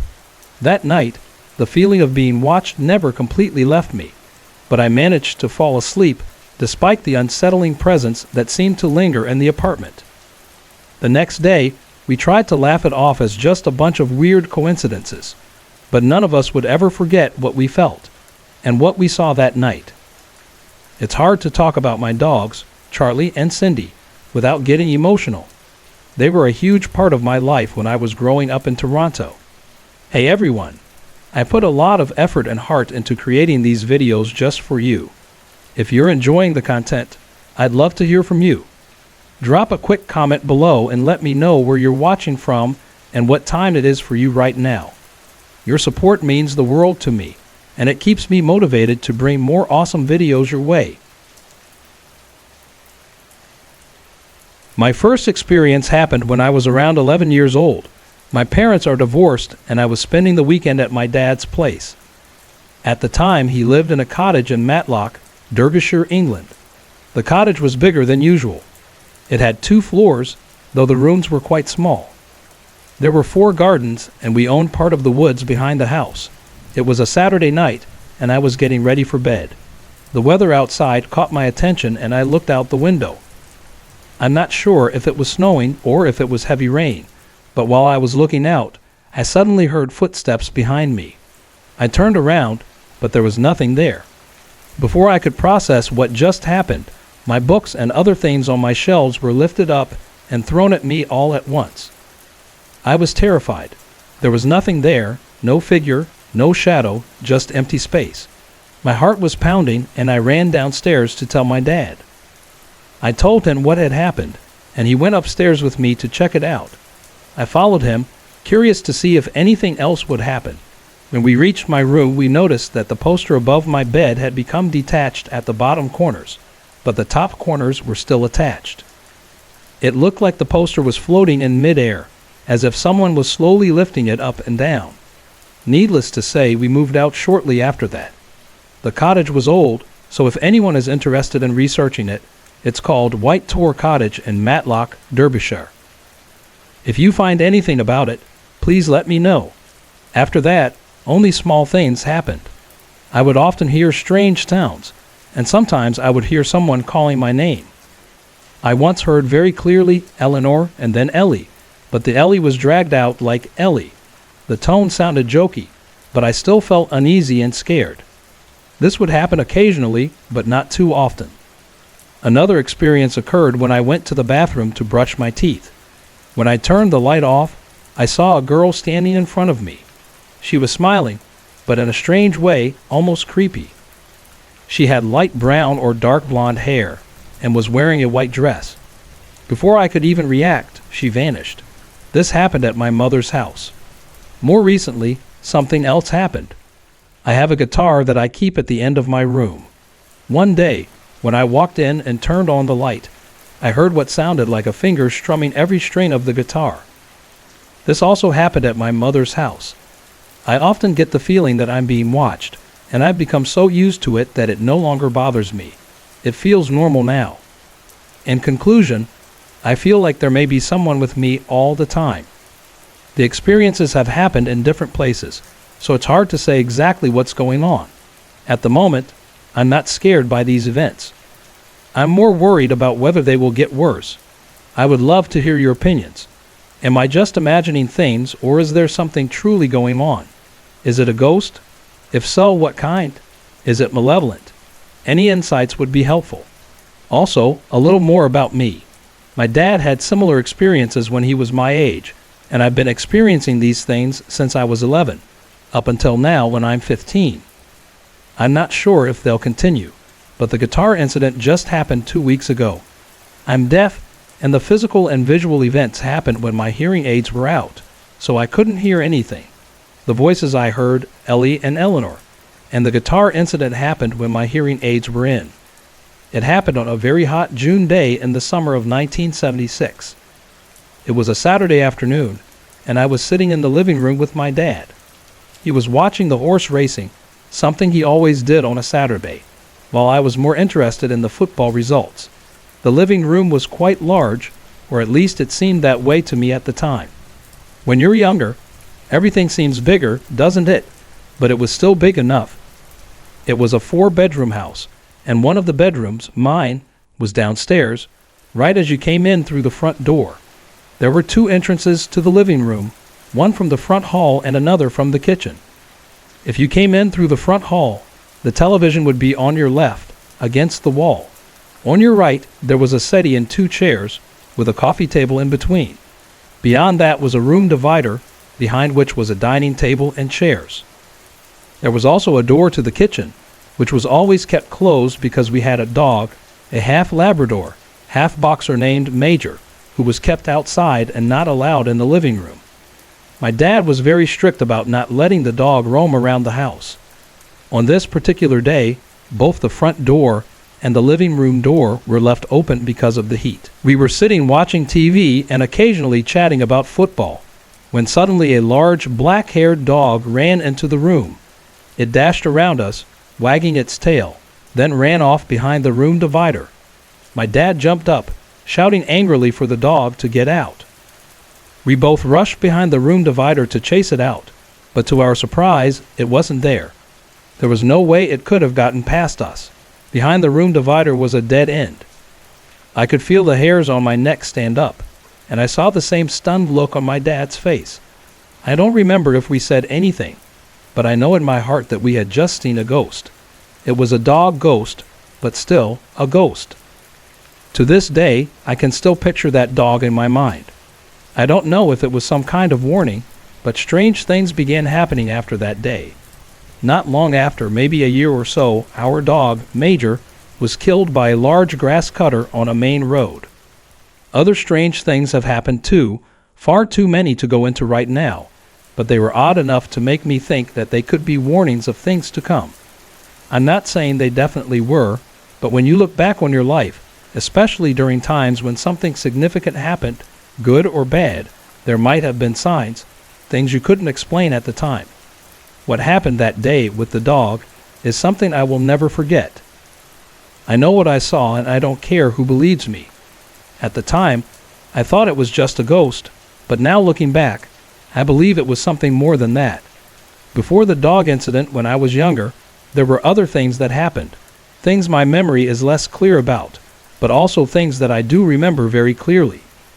So, as an experiment, I want to ask anyone reading this to think back. The signs you may have experienced could be very subtle, almost insignificant, but if you try hard enough, I'm sure you'll realize you've had these kinds of warnings too. You might not have noticed them at the time, but I'm sure they were there. I will write again about other things that happened, events I didn't pay attention to at the time. That's the problem with these experiences. They seem meaningless until you look back on them and analyze them. By then, it's usually too late to do anything about it. It's like when you're sitting quietly and suddenly think of a friend or family member, and a second later, your phone rings and it's them on the other end of the line. Or when you look at your phone just as it rings. These are all signs of a sort, small glimpses into the future. I know skeptics will have rational explanations for all of this. After all, that's their job. Skeptics need to explain everything away, but their problem is not everything can be explained, and that's something they don't understand. You'll hear from me again sometime in the future. About 10 years ago when I was 18, I had an experience that I'd never been able to forget or explain. I'm not sure how important this is to the story, but my friend had recently taken his own life at the age of 15. As you can imagine, this devastated our group of friends, and we were all deeply affected. Whenever we were together, having a few beers, we would inevitably start talking about him, and it often became an emotional conversation. Not far from where we all lived, there was a large old cemetery. It was no longer in use for burials, but the grounds were still maintained. Most of the graves were so old that they were no longer visited by relatives, and some of the tombstones were quite large, much bigger than what you'd find on modern graves. The only people who still visited the cemetery were dog walkers, which made it a perfect place for us teenagers to hang out and drink cider. It's not something I'm proud of looking back, but we didn't vandalize the place. Much of the cemetery was surrounded by woodland with winding footpaths, so we could walk around after dark, make noise, and not worry about being caught by the local residents, our parents. As cemeteries go, it was a pretty creepy place, and many people would never want to go there after dark. But we had grown up next to it, and we've been playing there since we were 9 years old. We knew it like the back of our hands, and we weren't afraid of it. One night, my friend and I had been drinking, though we weren't drunk. As we walked around the cemetery, we started talking about our friend who had recently died. This is when I had my experience. Out of nowhere, I was hit with an overwhelming sense of what I can only describe as impending doom. It was a horrible, frightening feeling that I've never experienced before or since.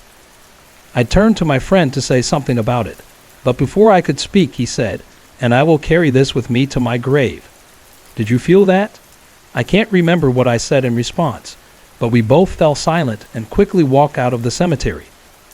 I was too scared to look back, and the feeling didn't follow us.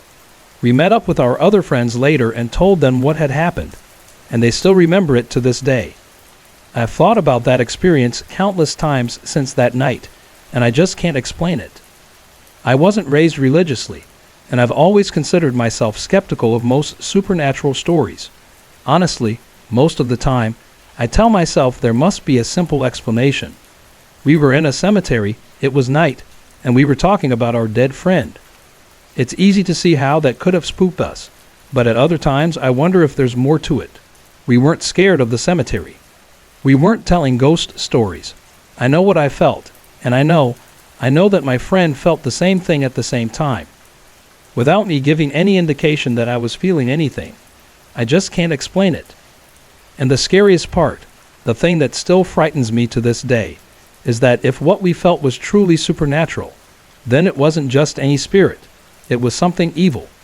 Throughout my life, I've always seen figures, little boys, old ladies, and people from all walks of life appear and disappear in a flash.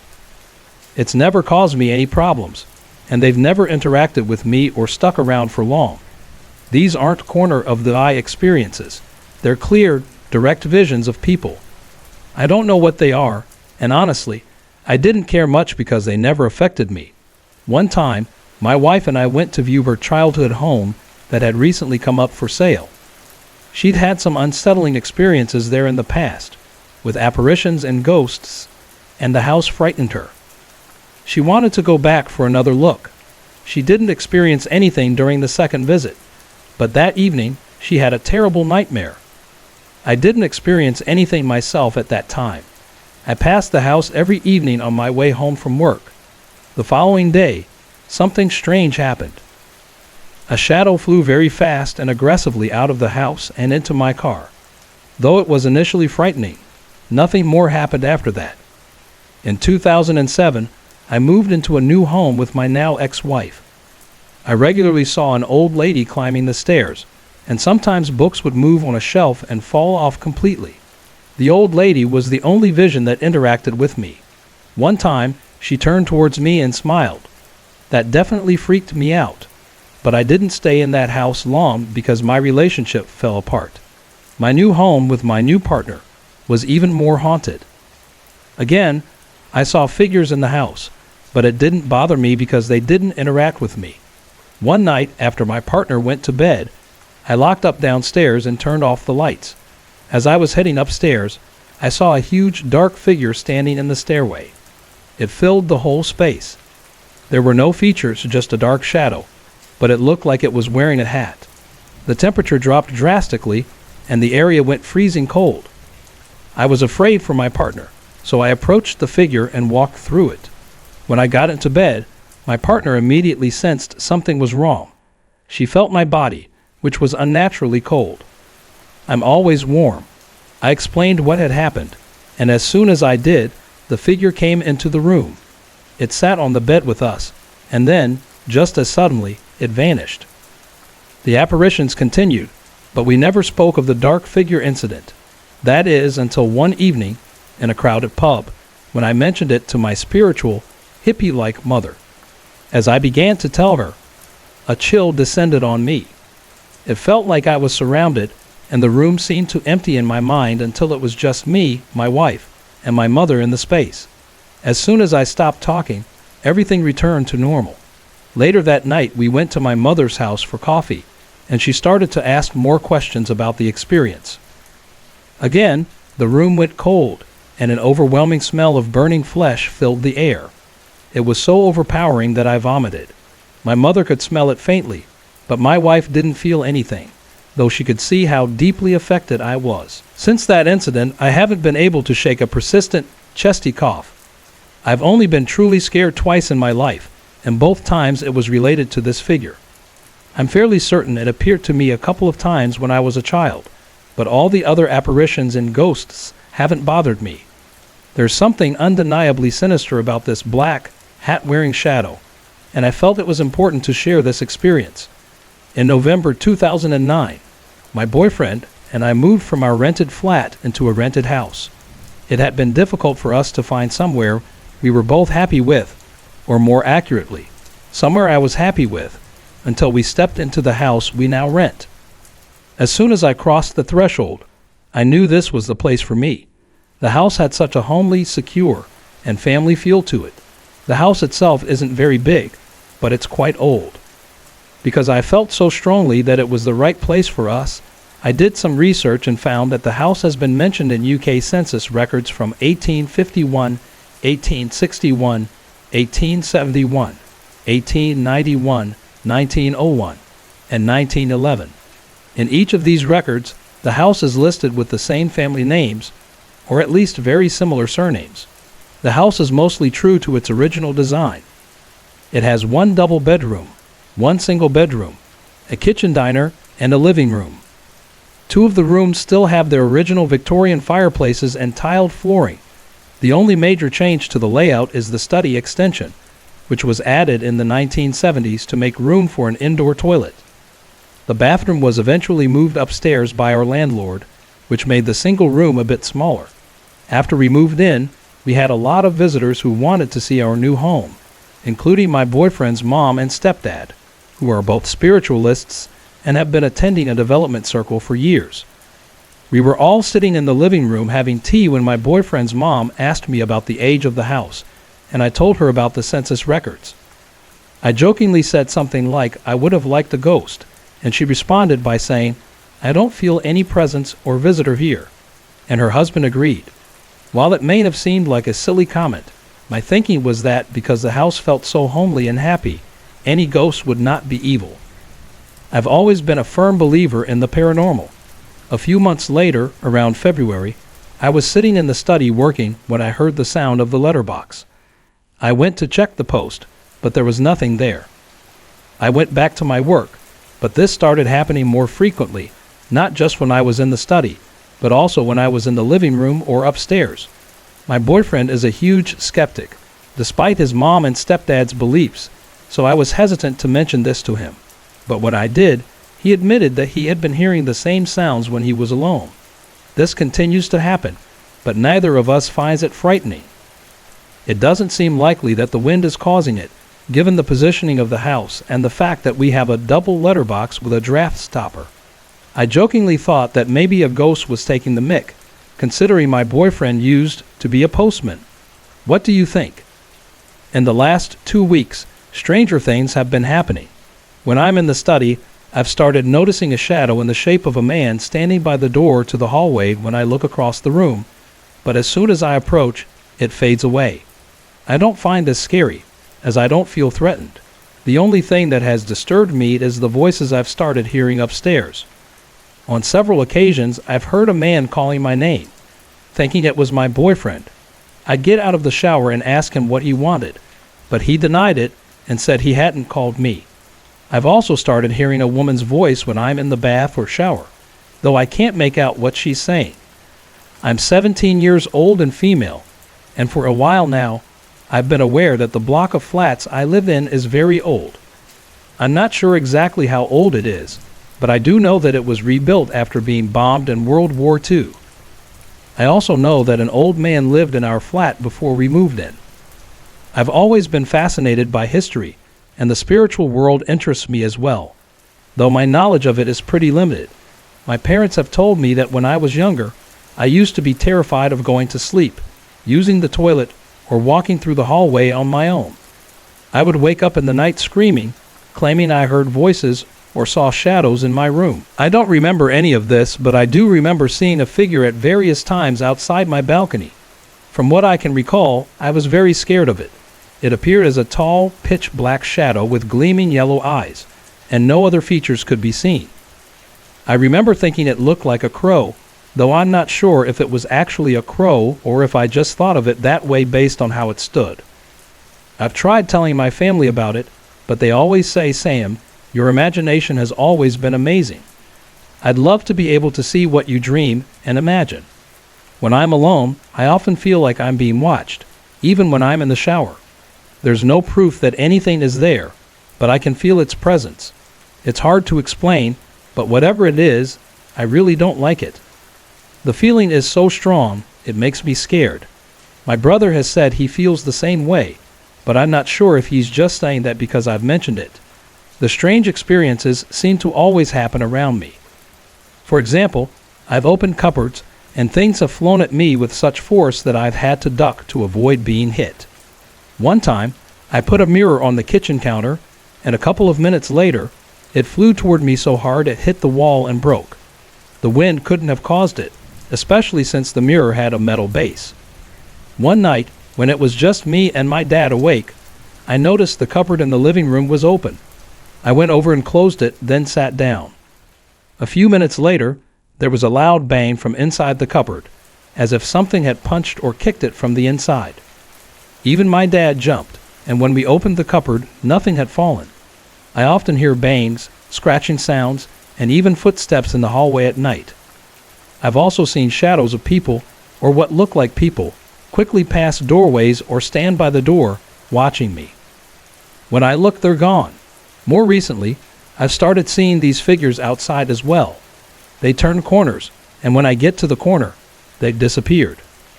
If they were people, I'd expect to see them walking down the road, but that doesn't happen. One time, I saw the figure of a little girl sitting in the hallway in front of my sister's doll pram. I thought it was my sister, but I couldn't make out any features. The figure was grayish in color and had two ponytails. She was sitting with her legs crossed, her head down. She disappeared quickly, so I just shrugged it off. I've also woken up with scratches, bruises, and even bite marks.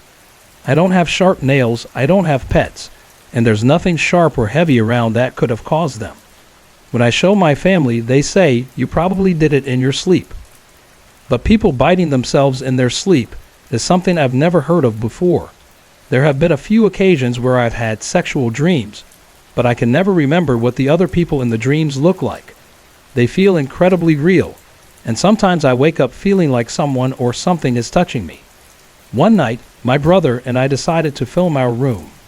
We did catch an orb on camera, but we got too scared and stopped filming. I also left a camera recording through the night, but when I went to check it the next morning, the camera was gone, so I never got to see if anything had been captured. I just want to understand what's going on. Why have I been experiencing this for so many years? Is it all just my imagination running wild like my family thinks? Am I just a paranoid person? Or am I being haunted? I've never used a Ouija board, and I've never tried to contact the spiritual world in any way. I just want some answers, beyond what my family says, because they think it's all in my head and that I'm completely crazy. when my parents and I moved into a converted stables. We didn't know much about its history. The building had already been converted from its original use as stables, but not to a standard that was ideal for raising a child. Over a year or so, my parents refurbished it, and it became a beautiful, spacious home with high ceilings. Though it had been modernized, the house still had the feeling of a barn or stables, especially upstairs with the sloped roof and old, heavy windows. Little did we know, the previous owners hadn't left entirely. It was when I was about 2 years old that my mother first noticed something unusual. She saw me baby talking to a certain corner of my room. This was in a room we later called the spare room, located right at the end of the long corridor that led to the 2 bedrooms. I seemed happy and giggly while having these conversations, and my mother later mentioned that she thought it could have been her late brother who had passed away before I was born. Around the same time, my parents began waking up to what sounded like beautiful classical music playing in the mornings. They'd only hear it for a short time, and the music would fade as they became fully awake. After this happened several times, my mother asked my father if he had heard it, and he was both shocked and relieved that she had. They both agreed it was beautiful music. This was also the time when I began to walk around the house singing at the top of my voice in Italian. My parents had never taught me Italian, and I hadn't learned any language at school yet. I didn't start learning Spanish until I was around 7. I now wonder if I was picking up on something, perhaps mimicking entities I was sensing around me. My grandmother also told me a story that terrified her when I was about 4 or 5. I was sitting opposite her at the kitchen table, eating a meal she had prepared for me, when I suddenly looked up and asked, "Who is that man behind you, Grandma?" She said her skin turned to ice, and she didn't want to turn around, but she did, and of course there was no one there. She just carried on with her crossword, trying to hide her fear. There were often strange occurrences in the house, things that I initially thought were just odd bodily sensations. For instance, I used to get goosebumps running from the tip of my head all the way down to my toes, and I never thought much of it. It happened so often at that house, but after we moved, I never experienced it again. Now I believe it was the spirit walking through me or touching me. I never felt threatened by it. It was just a curious sensation, almost like, wow, what's this? We also had 2 cats when I was around 10, and they would act strangely, hissing, getting their fur raised, and running away for no apparent reason. And when we first moved in, my mother would often find her magazines, newly bought, put in the trash. The trash bin was 5 feet tall and outside, and there's no way a 2-year-old could have reached it. My father was at work, and the CCTV cameras we had set up to deter burglars weren't working, so no one could have taken them. Now, let me tell you a bit more about the spirit we had in our house. To make a long story short, we were being haunted by our next-door neighbor's grandfather. We know this because one day, when I was about 5, my mother was drying my hair in front of a long mirror in their bedroom. She looked up and saw a man standing in the doorway in the mirror. He looked like Mussolini, but wasn't him, just to give you a visual. She looked down, a little confused but not feeling threatened, and when she looked up again, he was gone. Later, my parents visited our neighbors, an older couple with 2 grandchildren, and while my mother was admiring family photos in their hallway, she recognized the man in one of the pictures. He was the same man she had seen in the mirror. The neighbors then revealed that this man had lived in our house before us and had died of a heart attack at the start of the corridor that led to my bedroom. After this, my mother learned more about him and confirmed the details. They didn't tell me about it until after we moved, but the man who had died in our house had once lived next door. Several friends of my mother's also reported seeing him walking into our front door. The place where he died, right at the start of the corridor, always felt strange. It was the space between the airing cupboard and the small spare room where we kept photos and other items. I never liked that room, and neither did many of my friends. I used to dream about someone standing at the end of that corridor, right where he had passed. It was often a man, but sometimes a little girl. I don't think this is hugely significant, but it may explain why I always felt uncomfortable in that part of the house. It was as though something was watching me from there, but not in a comforting way. I don't think the man who died was the one causing the discomfort. I think it was something else, though it wasn't as harmful. When I was around 8 or 9, my parents considered selling the house and moving. I'm not sure why, but I know it wasn't because of the spirit. My parents were quite happy to live with him, but they did try to sort out the house one day. I was sent to my grandparents' house after school while they sorted out the house, which turned out to be cleaning up a flood in the kitchen. Rags had been stuffed into the plug holes, and the taps had been turned on. My parents had locked all the doors and windows, and there was no sign of forced entry. We believed the spirit might have done this to stop us from moving, as later, real estate brochures were thrown into the trash when no one was around. They were always placed on top of the rubbish. I remember once, when I was about 13, being in the living room downstairs, directly under my room. I heard someone walking into my room. The floorboards creaked, and I could tell the order of steps, even though I hadn't lived there in years. At the time, I thought it was my mom going into my room, but it turned out she hadn't been near it for hours. Hey everyone, I put a lot of effort and heart into creating these videos just for you. If you're enjoying the content, I'd love to hear from you. Drop a quick comment below and let me know where you're watching from and what time it is for you right now. Your support means the world to me, and it keeps me motivated to bring more awesome videos your way.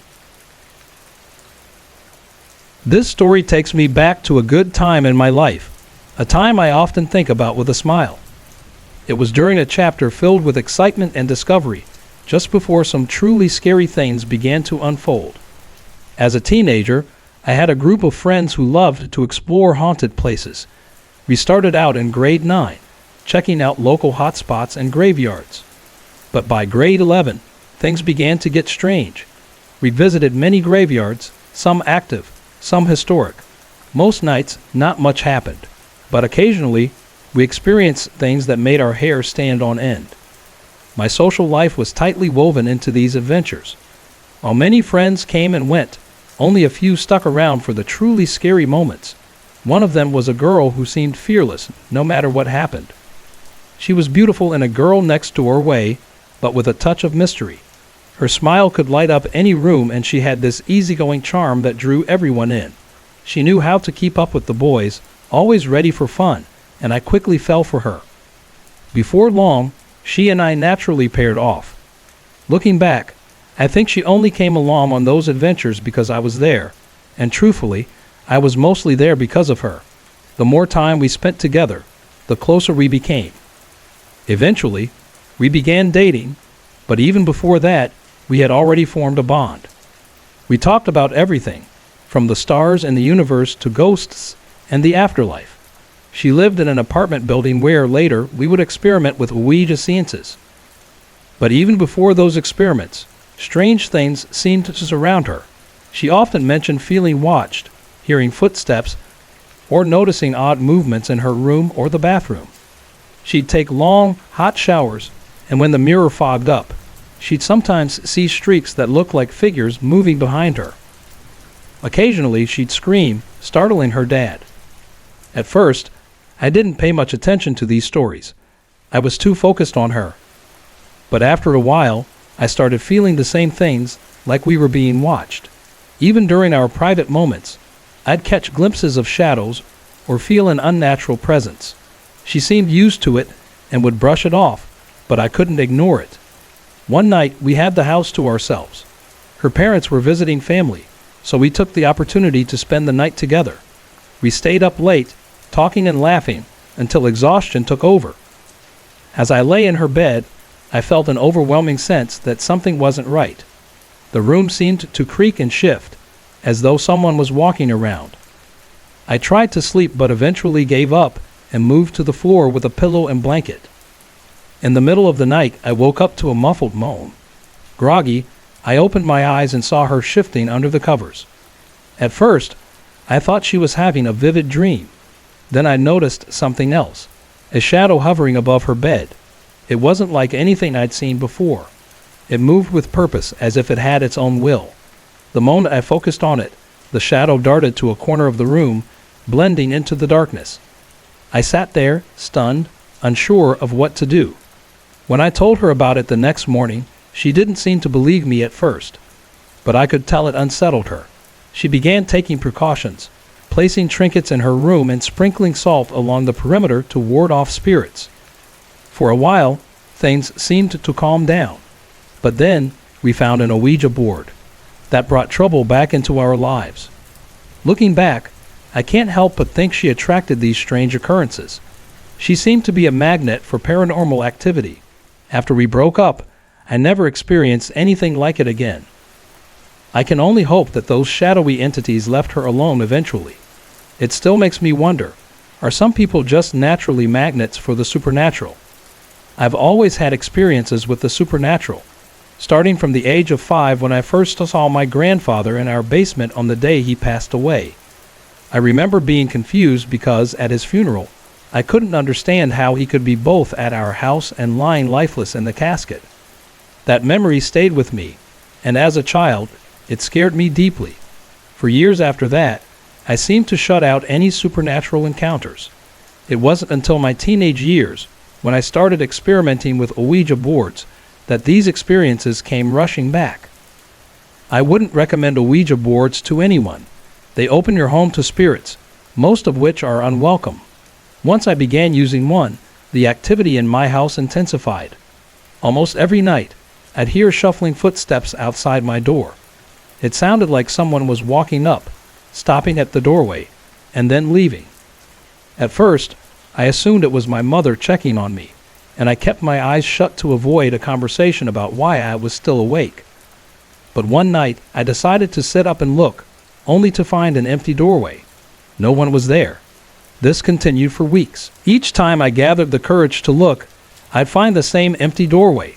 No explanation, just the same eerie feeling.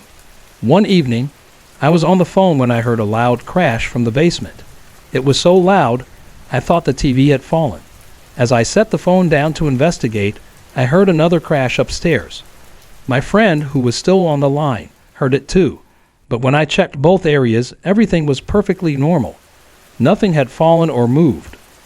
That night, the old stove timer started ringing on its own, even though it required someone to physically push and turn it to activate. This happened several times afterward, and when I finally told my mom, she admitted she had experienced the same thing.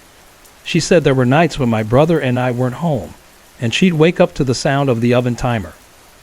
One morning, my mom confronted my brother and me, saying, "You're too old to be crawling into my bed after nightmares." We were baffled. Neither of us had done any such thing.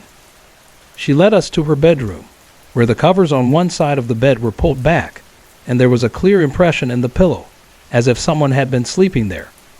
My mom is a sound sleeper and barely moves in her sleep, let alone disturbs the opposite side of the bed. She eventually convinced herself it was her father's spirit and chose not to speak about it again. During this time, I continued using the Ouija board, hoping for answers. Instead, I attracted negative spirits. One spirit, a woman named Betsy, spelled out hamster during a session. Within seconds, my hamster let out a loud squeal from another room. When I went to check on her, she bit me repeatedly, something she had never done before. That was my breaking point. I yelled for all the spirits to leave my house and my life. I haven't touched a Ouija board since, and soon after, the activity in the house faded, allowing me to finally get a decent night's sleep. Now, as an adult, I've seen 2 spirits with my own eyes. The first was a man who walked through the closed door of a restaurant in broad daylight. Even though I saw it happen, it took me a moment to realize what I had witnessed. The second was late at night while I was driving with my brother. I saw a man dart across the street and angrily commented on why someone would run out like that at 3 a.m. But as I looked closer, I realized he had no legs. He was a blur from the waist down. My brother saw nothing. In recent years, I've started dreaming about people who have passed. These dreams are vivid and unsettling, with graphic details. Once, I dreamt of a man shooting himself in the head. Another time, I saw a girl who had been beaten, crying on a set of bleachers. The dreams are so detailed. I remember every feature of their faces and every piece of clothing they wore. Yet I've never met these people. A medium once told me I have an ability I've been suppressing for years. According to her, these spirits have been waiting to communicate with me, following me like an entourage. But here's the problem. They never speak. Even when I've tried reaching out, the results have been terrifying. One night, I dreamt of my grandfather following me from one dream to another. Desperate for answers, I finally yelled at him, demanding to know what he wanted. The entire room shook violently, but only in the dream. I woke up shaken and with no answers, only more questions. This happened to me a few years ago, and even now, I try not to think about it. Parts of it still feel foggy or unreal, almost like my mind is blocking it out. I guess I've been too afraid to reflect on it deeply. Maybe I've convinced myself that if I don't think about it, it won't matter. But recently, I've started questioning why I'm so skeptical of things, especially something I know I experienced. Here's my story. Make of it what you will. I was sleeping over at a friend's house. She lived in a small 2-bedroom apartment with her mother, who worked nights and wasn't home, and her younger brother, who usually kept to himself. The apartment had a strange layout. A large, open living area made up most of the space, with the kitchen on one side and a hallway leading to the bathroom and bedrooms. There was a triangular wall separating the kitchen and living room. From where I was standing that night, I could see and hear everyone in the house. There was no way anyone could sneak up on me. It was a warm summer evening, and we were watching a ghost movie, nothing unusual for us. My friend had gone to the bathroom, and her brother was sitting on the couch, fully engrossed in the TV. I was standing in the kitchen, talking on the phone with either my mom or my boyfriend at the time, when I felt it. At first, it was just a sensation. A soft touch running down my back like the tip of a finger. I was wearing a tank top and my hair was pulled over my left shoulder, so the touch was clear, running down the right side of my back. My immediate thought was that it was my friend playing a prank, but then I realized she was still in the bathroom. Her brother was still on the couch, visible from where I stood. Then, I heard it, a voice whispering my name. It wasn't loud, but it felt like it was everywhere, surrounding me. The voice was soft and almost caressing, but it sent chills through my entire body. It wasn't distinctly male or female, but if I had to guess, I'd say it sounded more masculine. In that moment, I couldn't move. I felt frozen, sick, and completely terrified. The voice seemed to invade my entire being like it knew me. It felt deeply personal, and I hated it. I told myself, if I ignore it, it'll go away. But the feeling didn't leave. Time seemed to stop, though it must have only been a minute. My friend's brother was still watching TV, unaware of anything unusual. I called out to my friend, and she answered from the bathroom, confirming she hadn't left. I felt helpless, like I was losing my mind. I wanted it to be my imagination, but I knew something had been there. Something that touched me, whispered my name, and somehow knew I was vulnerable. I quickly ended my phone call, trying to stay calm. When my friend came out of the bathroom, she immediately noticed something was wrong. "Are you okay?" she asked. I shook my head and brushed it off, saying, "It's nothing. I'll tell you later." She must have thought I had an argument with my mom or boyfriend, as that wasn't unusual. I didn't want to talk about it, not yet. That night, I couldn't sleep. I decided to sleep on the floor next to my friend's mattress instead of on the couch in her room, which was near her permanently open closet. That closet always creeped me out, especially because it housed an old spirit board we had bought as a joke years ago. Though it never worked for us before, I couldn't help but feel uneasy knowing it was there. The next day, both of us were jittery and exhausted. I couldn't shake the feeling of being watched. Every time I approached sleep, I'd feel like something was pulling me back, whispering my name again and again, keeping me awake. I've never been so relieved to leave someone's house. Since then, I've had time to reflect. I've experienced sleep paralysis nightmares as a child. Repeated, vivid, and terrifying. But I could always write them off as dreams.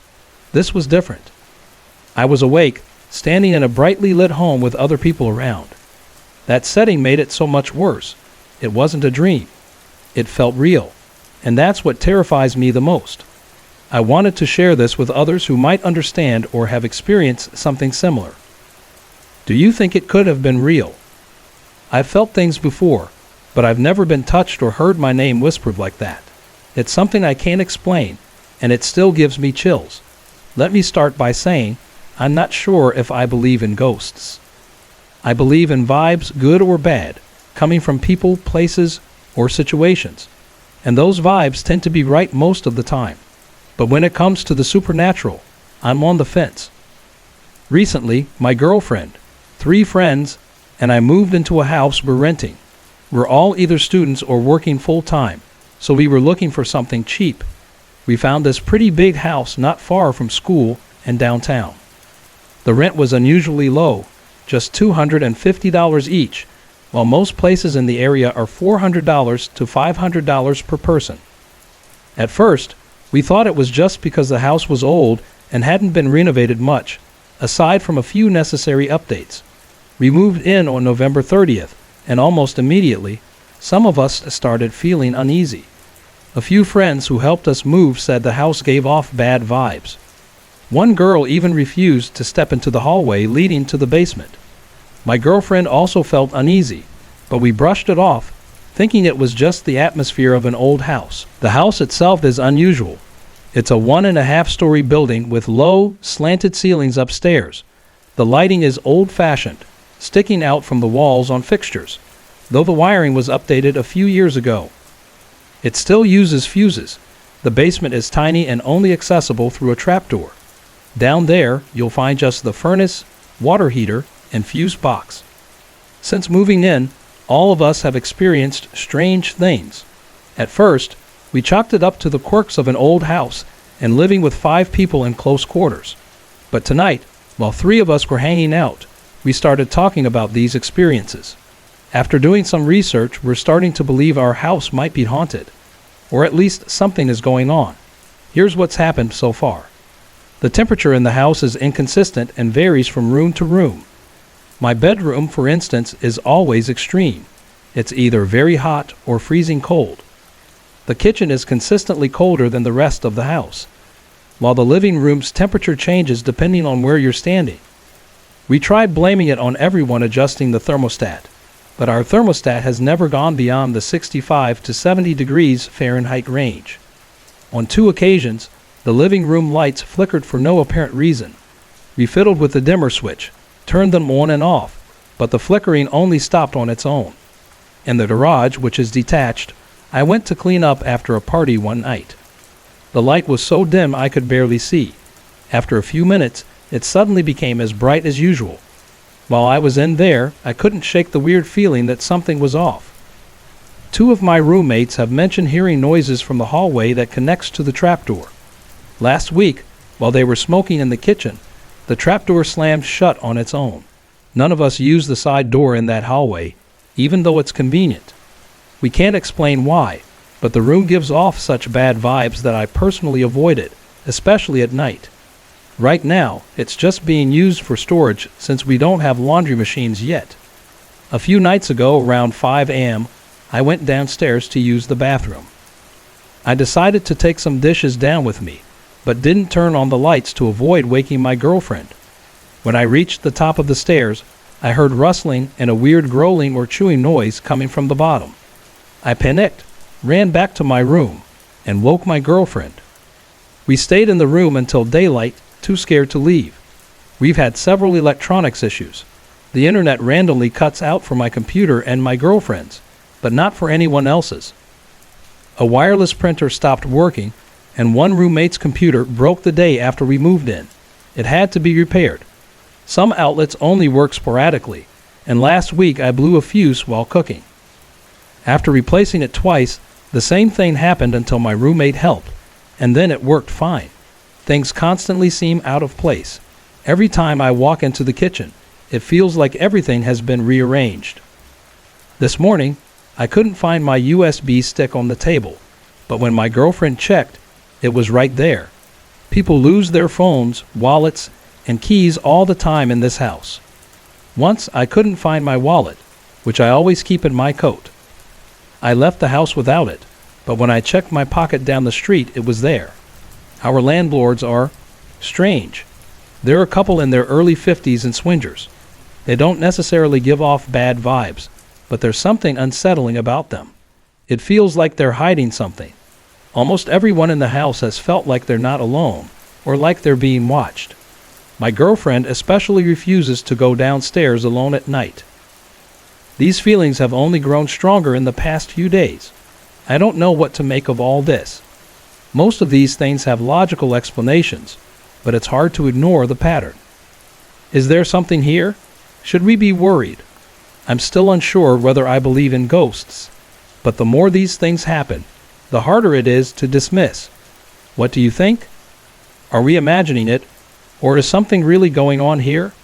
This happened when I was in my early 20s, about 5 or 6 years ago. I was living alone in an apartment in Montreal. At the time, I had just gone through a breakup. It wasn't a long relationship, but I was still pretty bummed out about it. I moved into the apartment in July, and not long after, I started noticing something strange. I'd hear the sound my phone makes when I get a text message, but when I checked, there wouldn't be any messages. It didn't seem like a big deal at the time, so I just brushed it off. That October, after the breakup, I got a pair of finches to keep me company. They were funny little creatures, big fans of Ella Fitzgerald and the Beatles, but not too keen on Nirvana. One day, I let them out of their cage and sat on my bed, playing guitar and singing a song I'd written called "The Ghost in the Wall." The song was a metaphor inspired by an earlier breakup, but it had nothing to do with the boyfriend I'd just broken up with. Ironically, when we were together, he used to whistle along to it whenever I played it, even though I doubt he knew it was about someone else. So there I was, strumming my guitar, with my finches perched nearby, when suddenly, I heard whistling. It sounded exactly like how my ex used to whistle along with that song. I froze, startled, and stopped playing.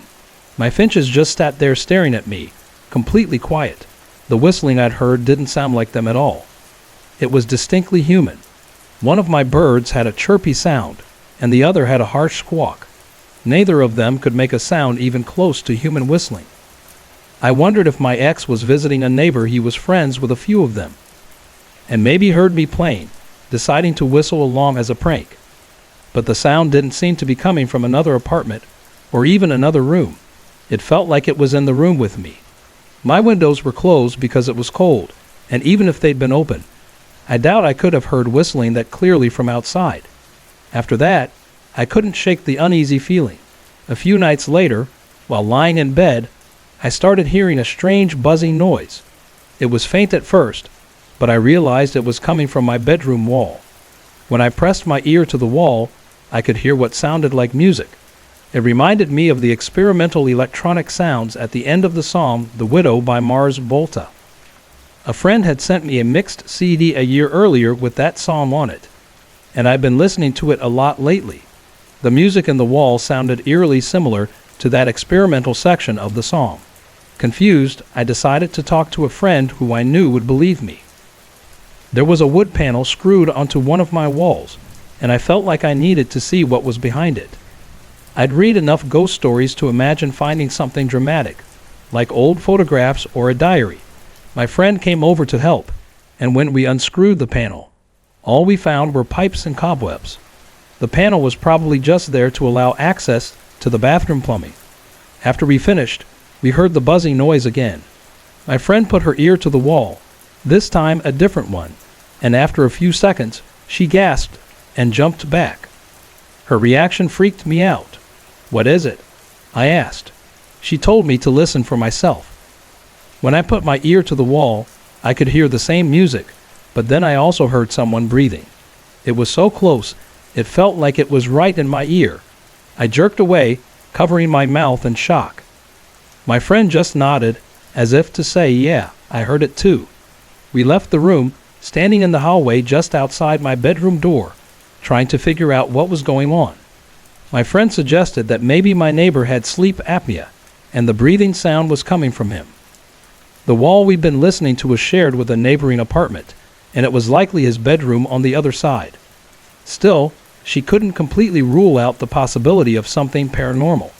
She also floated the idea that I might somehow be creating these experiences unconsciously. As we talked, the buzzing sound grew louder, as if trying to draw us back into the room. My friend had brought sage with her, just in case. She suggested smudging the apartment, and I agreed. After we did that, the strange occurrences stopped completely. I lived there for a couple more years, had my son while living there, and moved out when he was 9 months old. Nothing unusual happened again after the smudging. To this day, I'm not sure what was going on. Maybe the sage really did clear something out. Maybe my friend was right, and I had somehow been creating it without realizing. Another theory I've considered is that my upstairs neighbor had something to do with it. He was an older man I never felt comfortable around. Shortly after I moved in, I saw him being taken away in an ambulance. He came back from the hospital not long after we smudged the apartment, and that's around the time the strange noises stopped. I sometimes wonder if he had been in a coma and just wanted to return home. He might have heard me play that song with my ex-boyfriend before and been able to imitate the tune. But then again, the cell phone noises had started before he went to the hospital. So I really don't know. About 3.5 years ago, when I was 15, my mom and I moved into a townhouse in a small, wealthy suburban neighborhood in the middle of nowhere. The house had 2 previous owners, a family with a husband, wife, and baby boy, and before them, a single man. Nobody seemed to know much about the man. Shortly after moving in, we decided to have the basement finished so I could use it as my bedroom. The contractor we hired took months to complete the job. He refused to work alone and always had excuses for not coming.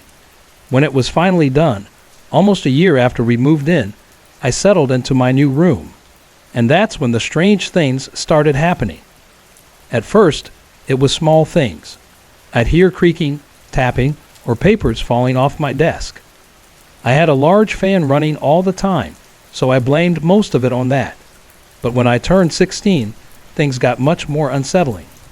One weekend afternoon, I was lying in bed waiting for my boyfriend, now ex, to come over. I heard footsteps coming down the stairs and decided to pretend I was asleep.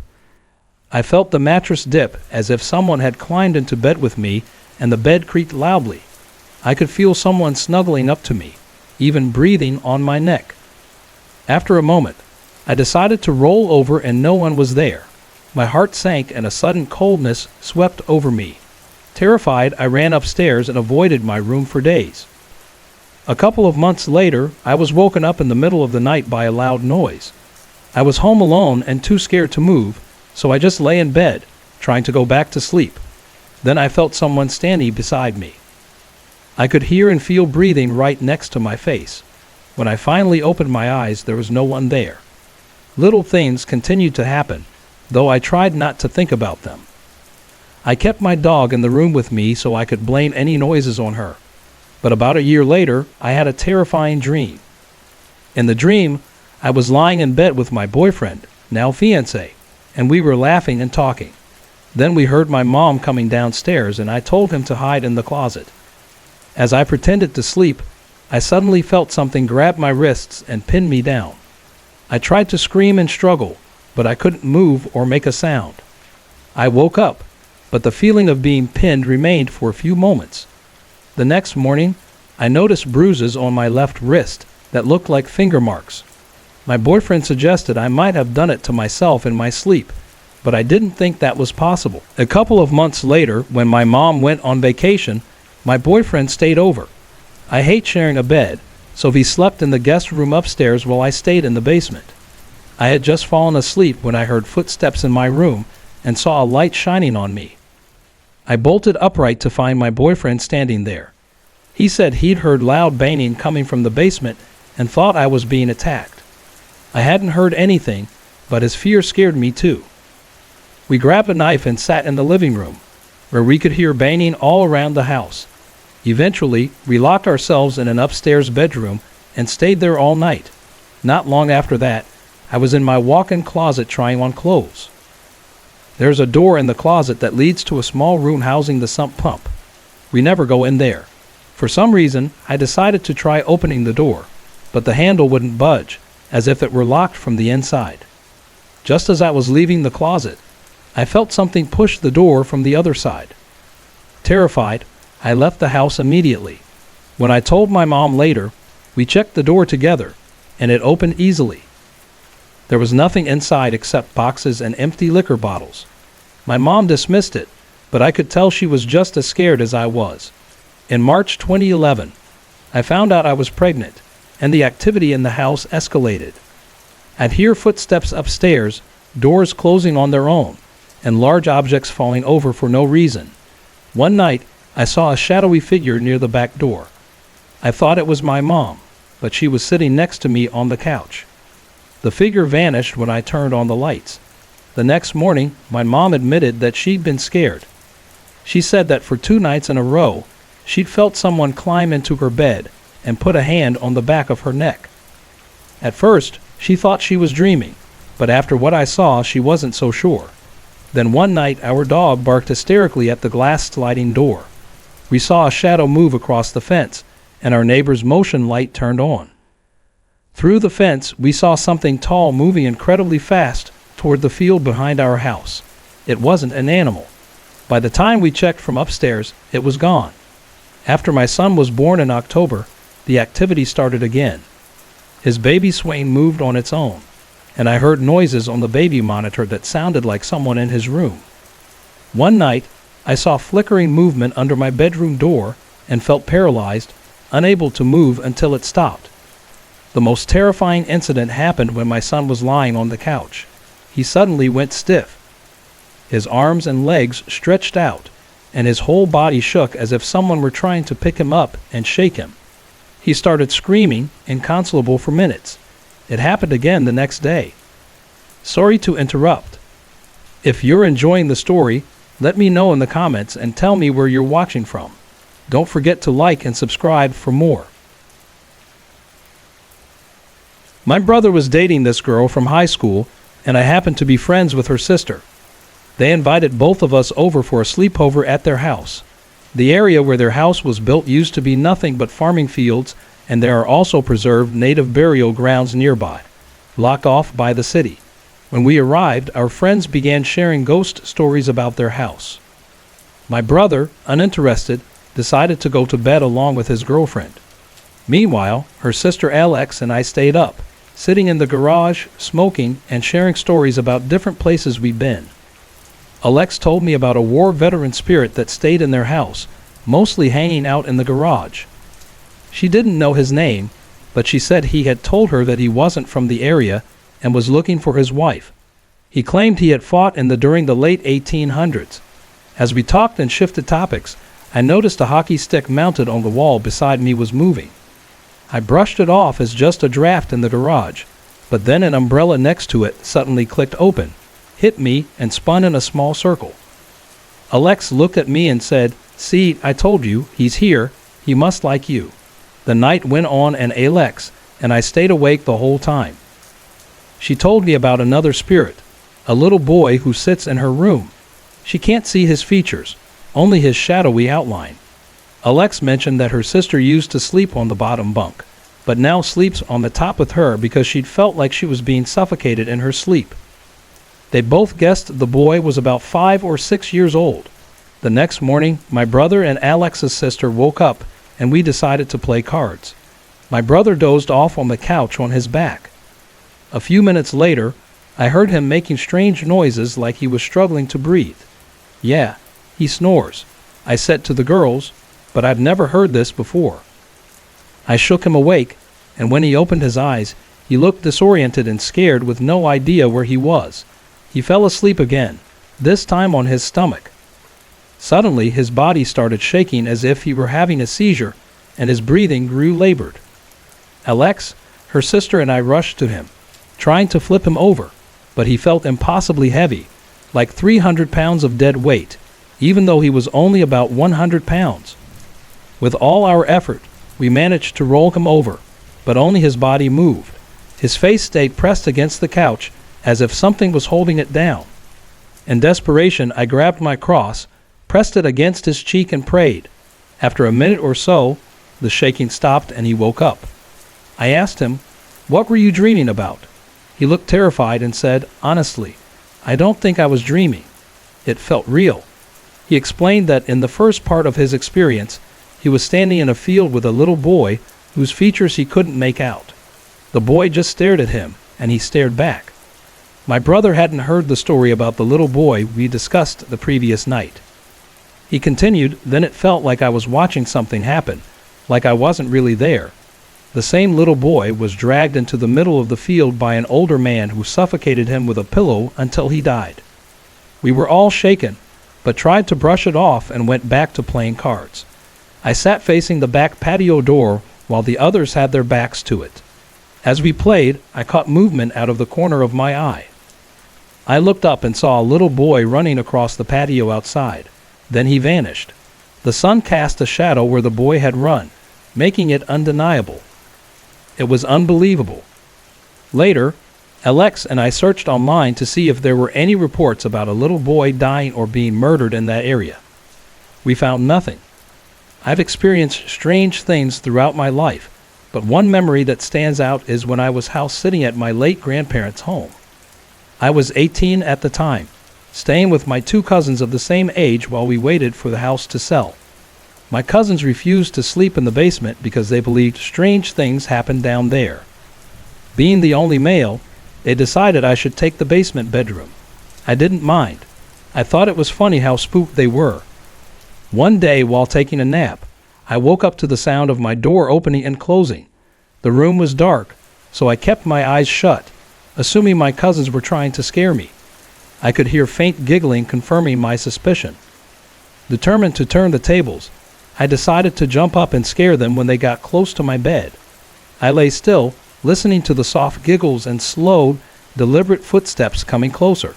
Step by step, they approached. When they seemed to be right beside me, I launched out of bed with a loud roar, ready to catch them in the act. But the room was completely empty. Not only that, there was no one else in the entire house. When I told my cousins about it, they refused to go near the basement again. From that moment on, it was entirely mine. Strangely, I wasn't afraid. I felt no fear toward what I assumed was a playful spirit, so staying there didn't bother me at all. Another strange experience happened when I was in college in London, Ontario. One evening, around 10 p.m., I was driving a friend home. She lived in a quiet residential area a few blocks from the river. After dropping her off, I took a wrong turn and ended up on an unfamiliar street near the river. The street was eerie. A light fog hung in the air, and I immediately noticed how different everything felt. There were no street lights. No lights at all, actually. The road wasn't made of asphalt, but bricks, and the houses lining the street looked old and lived in. Yet there was no movement, no sign of life anywhere. A strange feeling washed over me, giving me goosebumps.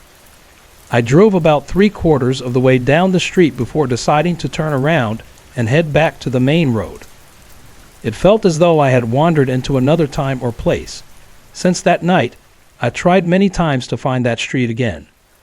I've gone back to the area, driving around to retrace my steps, but I've never been able to find it. The street, with its brick road and old houses, seems to have vanished. I can assure you I wasn't on drugs or overly tired. While it could have been my mind playing tricks, everything felt so real. Perhaps it was a new development with unfinished infrastructure, but the houses didn't look new. They looked older, like they'd been there for years. I still don't know what to make of it, and I wonder if I'll ever find an explanation. My grandmother, my mom's mom, passed away in September 1992, just a month before I was born in October. My mom always told me we, her grandchildren, would have called her mama instead of grandma. When I was just a child, my mom would often hear creaks, doors slamming, and me giggling or babbling away when she put me down for naps or bedtime. She always said, "Mama's home." She believed it was my grandmother talking to me and making faces to keep me company when I was alone. Eventually, my parents moved out and got their own place. When I was about 12, we had an old wooden rocking chair that had belonged to my grandmother. It was the chair she used for knitting. One night, I had an incredibly vivid dream. In the dream, I was sitting on a couch, and my grandmother was across from me in the rocking chair. We talked about how I was doing, and she told me, "Keep your head up. Life gives you struggles, but you have the power to plow through them." Those words stayed with me for the longest time. I often told my parents about hearing or seeing things, but they would always say it was just my imagination. My mom eventually got rid of the old rocking chair. It was too old and broken. Later, she got her own rocking chair for knitting. One day, while she was sitting and knitting, I saw her suddenly jolt out of the chair, screaming and dropping her knitting. Concerned, I asked her what was wrong. She said she'd heard her mom yell in her ear, "You're stitching it wrong." My mom is deaf in her left ear, yet she was holding that side of her head as if a bomb had gone off. Another time, my mom, brother, and I visited my grandmother's grave to pay our respects. My mom brought flowers to plant at her stone, and as she cried, she said, "Mom, I wish you could have met my kids. I'm so sorry." I stood there, and I saw my grandmother standing beside her, smiling. She whispered, "I'm too." I've never told my mom about this moment because I don't want to upset her or break her heart, but at least I know that my grandmother feels sorry for whatever happened, and that there's forgiveness and peace between her and my mom. When I was 17, my grandfather, my mom's dad, passed away. At the funeral, all the grandchildren were given a white rose to place on the casket. I couldn't bring myself to do it. I kept my rose and walked away. My grandfather and I had been so close, and I wasn't ready to let him go. In December 2013, my son was born. Now I hear him giggling and talking to himself when he's alone, just like I used to. I truly believe my grandparents are visiting him, and that thought makes me happy. It's comforting to know they're still around, watching over us. Colton and I were driving home from his parents' house one winter night. We live in Grand Prairie, Alberta, and his parents live near Blueberry Mountain, about an hour and a half away. The roads were icy, so we took it slow. As we drove, I noticed the moon was unusually large and gradually turning a deep orange red. Being pagan, I saw it as a sign to be cautious, especially on such treacherous roads. I kept my worry to myself to avoid alarming Colton, but asked him if we could drive even slower. It was around 1 a.m. when we finally reached the edge of town. As we approached the first set of lights, out of nowhere, a black figure appeared directly in front of the car. Colton slammed on the brakes, and as we blinked, the figure vanished. Thankfully, there was no one behind us, or we might have been rear-ended since the light was green. Colton, a sensitive soul who's dealt with major heart issues in the past 2 years, gripped his chest and started crying. For a brief, heart-stopping moment, he thought he had hit someone. I reassured him that we hadn't, explaining that I'd seen the figure disappear as soon as we stopped. He pulled over to collect himself, shaken and desperate for answers. He kept asking me what had just happened and what he'd seen. While Colton knows I believe in the supernatural, he's had only one unexplainable encounter in the past, and it was nothing like this. The figure reminded me of a shadow entity, not just a regular shadow, but the kind of entity that makes itself known, sometimes as a trickster. But the energy from this one felt far more sinister than any I'd encountered before. We drove home cautiously, and although Colton eventually fell asleep, I couldn't shake the uneasy feeling that something was wrong. The next day, everything seemed fine. Colton went about his day as usual. That night, as we went to bed, he fell asleep lying on my arm like he always does. His twitching started up, something normal for him, but it quickly became more violent, as though he was trying to escape from something.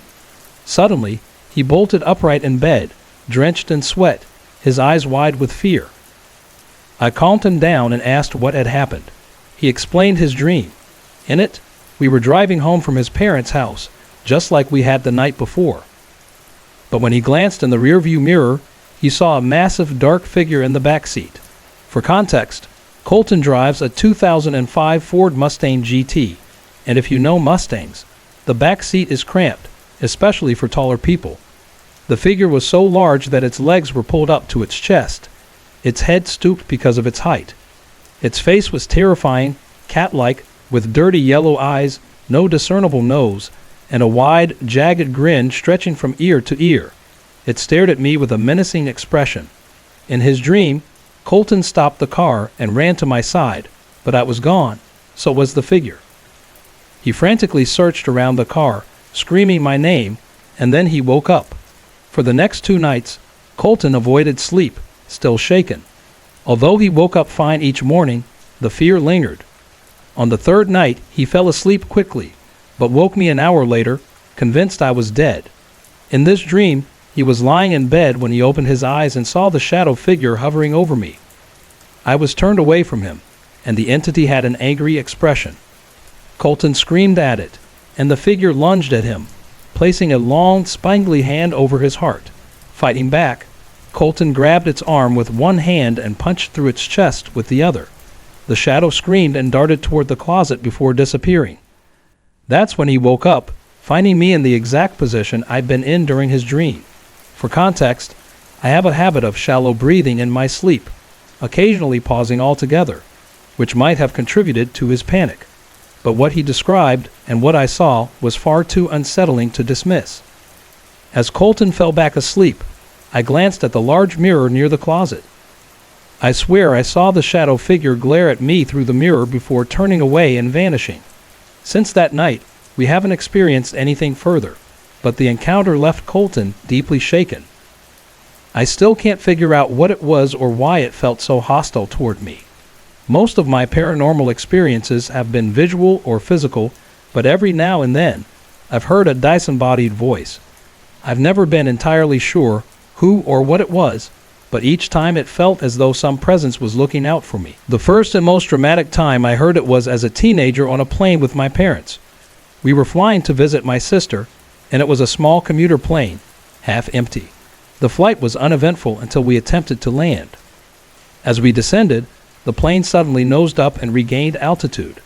The pilot announced that the landing gear wouldn't engage, and that he'd make one last attempt before resorting to an emergency belly landing. We watched emergency vehicles and ground crew spray foam onto the runway below, and the tension on board was palpable. As the plane circled, I felt a wave of fear wash over me. Then I heard a distinctly female voice whisper in my ear, "This will all be fine." The voice wasn't from my father, who was seated beside me, nor anyone behind us, as the row was empty. Almost instantly, I felt a calmness take over me. When the pilot made his final attempt, the landing gear engaged, and we landed safely without incident. Later, my father told me he'd experienced an almost unnatural sense of calm during those moments. My mother, on the other hand, was so terrified she lost her voice for an entire week. About a decade later, I heard the voice again. My fiancé, now husband, and I were living in our first apartment. That morning, he told me he'd be staying late at work, and I decided to do the same. As the office emptied out, I was left alone at my desk. Suddenly, I heard a voice, as clear as if someone were standing right beside me, say, "You should go home now." I wasn't frightened, but felt an inexplicable urge to leave. Calmly, I packed up my things and walked home. Once home, I noticed a faint smell of smoke, thinking it might be from a haunted experience. Our apartment had its share of unexplained happenings. I checked appliances and outlets. The smell grew stronger, and soon I saw a haze in the air.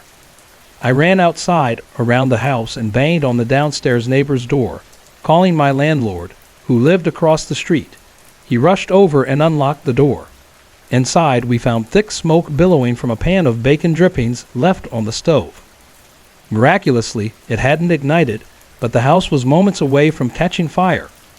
If I hadn't heard that voice and gone home, there's no telling what might have happened. Another time, a few years later, my husband was preparing to leave for work late at night during winter. As he packed, a voice said, "Tell him not to go." I pleaded with him to stay, citing bad highway conditions, but he brushed off my concerns. Reluctantly, I let him go. Strangely, as soon as he left, I entered a sort of trance-like state. I wasn't thinking, reading, or moving, just sitting and waiting. About 30 minutes later, the phone rang. It was my husband. His truck had hit black ice, ramped over a guardrail, and flipped several times down an embankment. Hanging upside down by his seatbelt, he called me before dialing 911.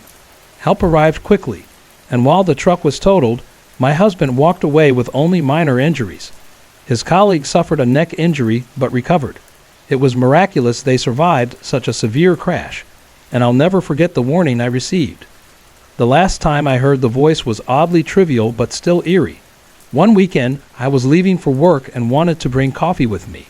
Unable to find my travel mug, I grabbed my favorite large green pottery mug instead. As I held it, the voice scolded me. "If you take that cup out of this house, it will never come back." Confused, I dismissed the warning and took the mug anyway. At work, I happily sipped my coffee, but when it was time to leave, I accidentally knocked the mug off my desk. It shattered into pieces. As I swept up the remains, I ruefully thought of the voice. It had been right. This voice has appeared at pivotal and even mundane moments, always with a sense of care or warning. While I don't know who or what it is, I'm grateful for the times it's looked out for me, whether guiding me through danger or cautioning me about something as simple as a coffee mug. In April 2013, I moved into an apartment building.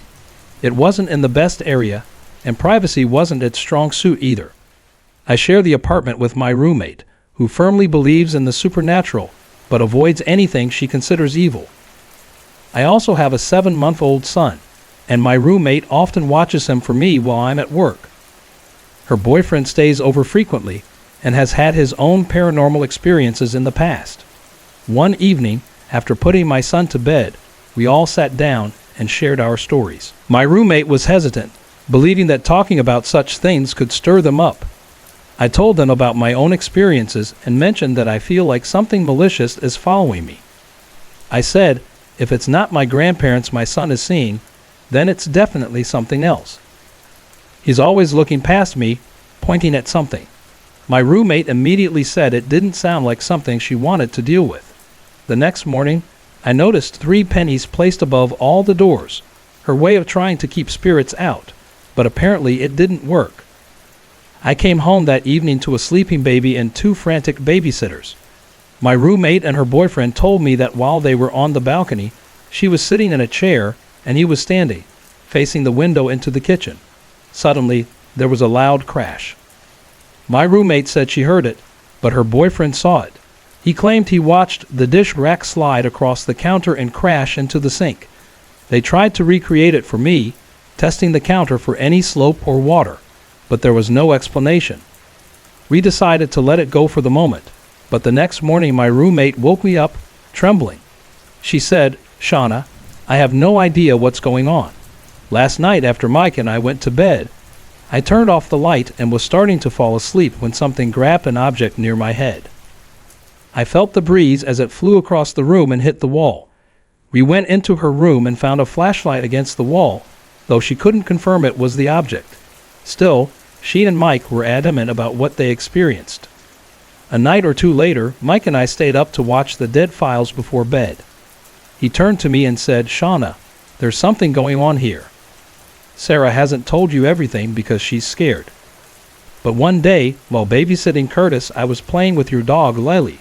She suddenly bolted down the hallway and stopped at your bedroom door. Then she froze, cowered, and ran back to me like she was in trouble. You know how she looks when she thinks you're about to scold her? That's how she acted. I felt chills run through me. Lily never barks, and I wondered how I'd know if she ever felt truly in danger, or if we were. I told him, I know something's here. Curtis sees something we can't. I felt it too. Someone standing over me watching me. It made me so anxious I thought I was going to throw up, pass out, or have a heart attack. Lily refused to come to bed that night until I forced her. And it's not the first time I've had to do that. Mike's face turned pale. After a moment, he admitted, "Shauna, I'm not scared of much. I'm a tough guy. I'll challenge anyone or anything. But Sarah's closet, that scares me." I froze the other night waiting for her to turn on the light. I couldn't move or even look. There's definitely something here, though none of us has seen it yet. It feels like things are just starting. My roommate and I know we need to figure something out before it gets worse. When my great-nephew was 2 years old, he had an imaginary friend he called my guy. But as time went on, it became clear there was something far stranger about this friend. It all began when my niece bought a house in an older part of the city. It was a large 2-story home that had been renovated into a beautiful modern space, with half the upper floor transformed into a loft and the other half featuring a cathedral ceiling with skylights in the living room. The staircase had been relocated during the renovations. When I first saw the house, I loved it and was happy for her. She'd gone through a difficult breakup and was starting fresh as a single mom. The deal she got on the house was also incredible, almost suspiciously below market value. During the tour, we were in the kitchen when the decorative ceiling lights started flickering. My niece mentioned it had been happening and needed checking out. I suggested she call an electrician since it could be a dangerous short. As we talked, I caught movement out of the corner of my eye. When I looked directly, nothing was there. But in my peripheral vision, I could see the faint outline of a staircase. I even saw legs from the knees down, as if someone were walking down invisible steps. Whenever I tried to focus directly, it vanished. My niece noticed my odd behavior as I kept glancing at the same spot, and eventually asked what was going on. I hesitated but decided to tell her. She looked surprised and explained that was where the original staircase had been before the renovations. Strangely, the electrician later said he couldn't find any issue with the flickering lights. The next unusual incident occurred when her parents visited. Her father repeatedly heard the gate unlatch and footsteps approaching the back door, but no one ever knocked or appeared. This happened so often that it became a strange but accepted quirk of the house. I heard it too, as did my niece and her mother. Oddly, none of us felt afraid, just intrigued. Months later, my great-nephew, now 2, began referring to his imaginary friend as my guy. One day, as my niece was walking him down the steep loft stairs, he suddenly said, "Mom, wait for my guy." She thought it was sweet and assumed it was just a harmless imaginary friend. But one day, she asked him what my guy looked like. Her son replied, "He's not little. He's a man." That response sent chills down her spine. She told me about it and I agreed it was odd, but we decided not to make a big deal of it. Another time, while visiting a friend, her son stopped on the stairs and said, "Wait for my guy." Half joking, my niece said, "Is he coming with us?"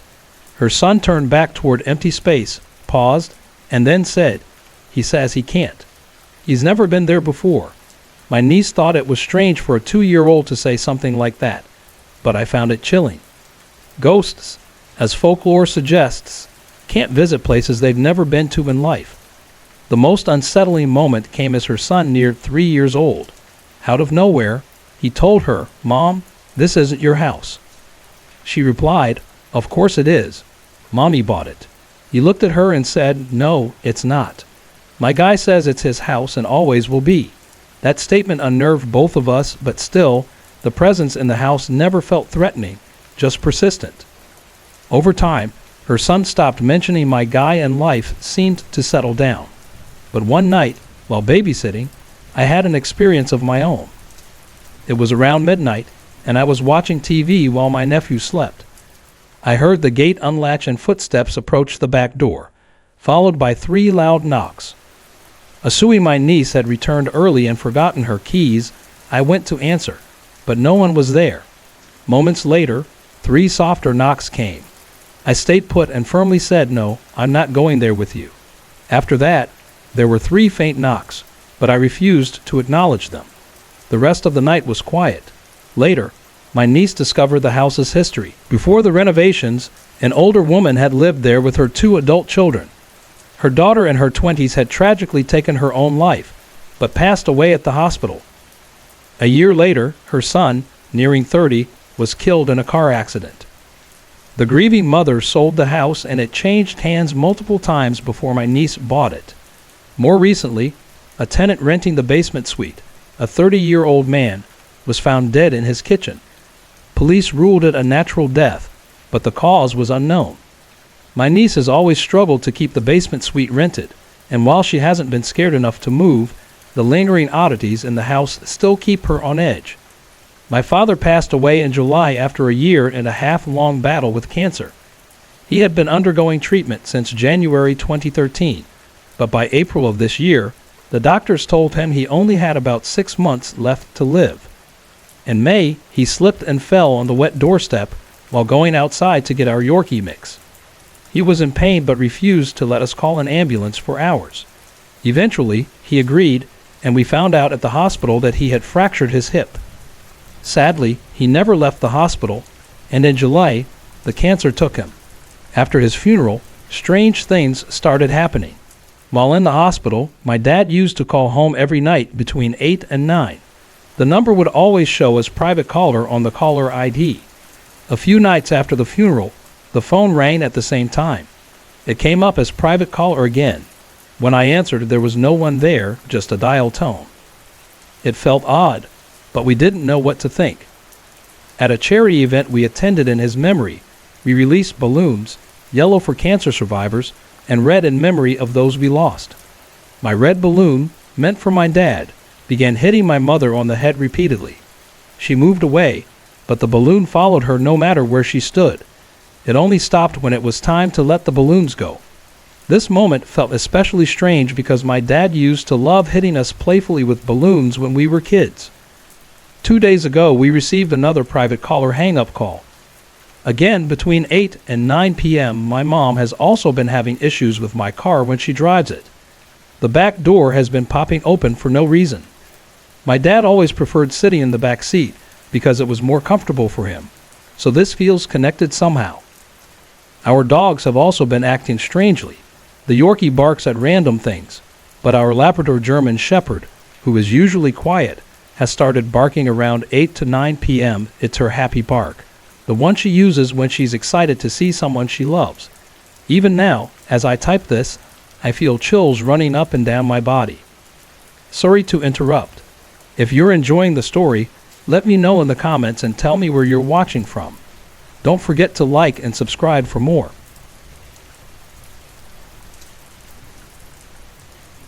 When I was younger, my family moved into an old Georgian terraced house, which we could barely afford. The house had quite a history.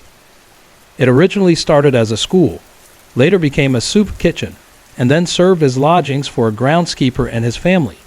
The groundskeeper passed away and his family left, after which the house was rented out to various tenants.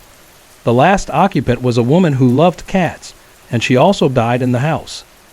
Our first strange experience occurred on the very first night we moved in. We kept our pets, 2 cats and a dog, downstairs in the kitchen and utility room. The dog stayed in the kitchen, and the cats were in the utility room, which had a door leading outside. We made sure the door was securely closed, and the pets were confined to their rooms. The next morning, however, we found that the animals had swapped rooms. We thought someone might have forgotten to shut the door. But this strange swapping continued for weeks, until my dad allowed them upstairs, which made all of us, especially the kids, happy. A few weeks later, my dad started clearing out the cellar, which was just a hole in the ground that accumulated water during rainy weather. He began to work in it during dry spells, but the family dog kept following him. And one day, while my dad was working, the dog kept trying to dig in one particular corner of the room. One evening, we were having dinner when my sister casually mentioned a nightmare she'd had. I can't remember the details of the dream, but she said that when she woke up, she felt uneasy and couldn't sleep. Every time she closed her eyes, she would see a man with a terrifying, intimidating appearance. Though she never mentioned having such a night again, she eventually developed insomnia. I, too, experienced trouble sleeping in that house.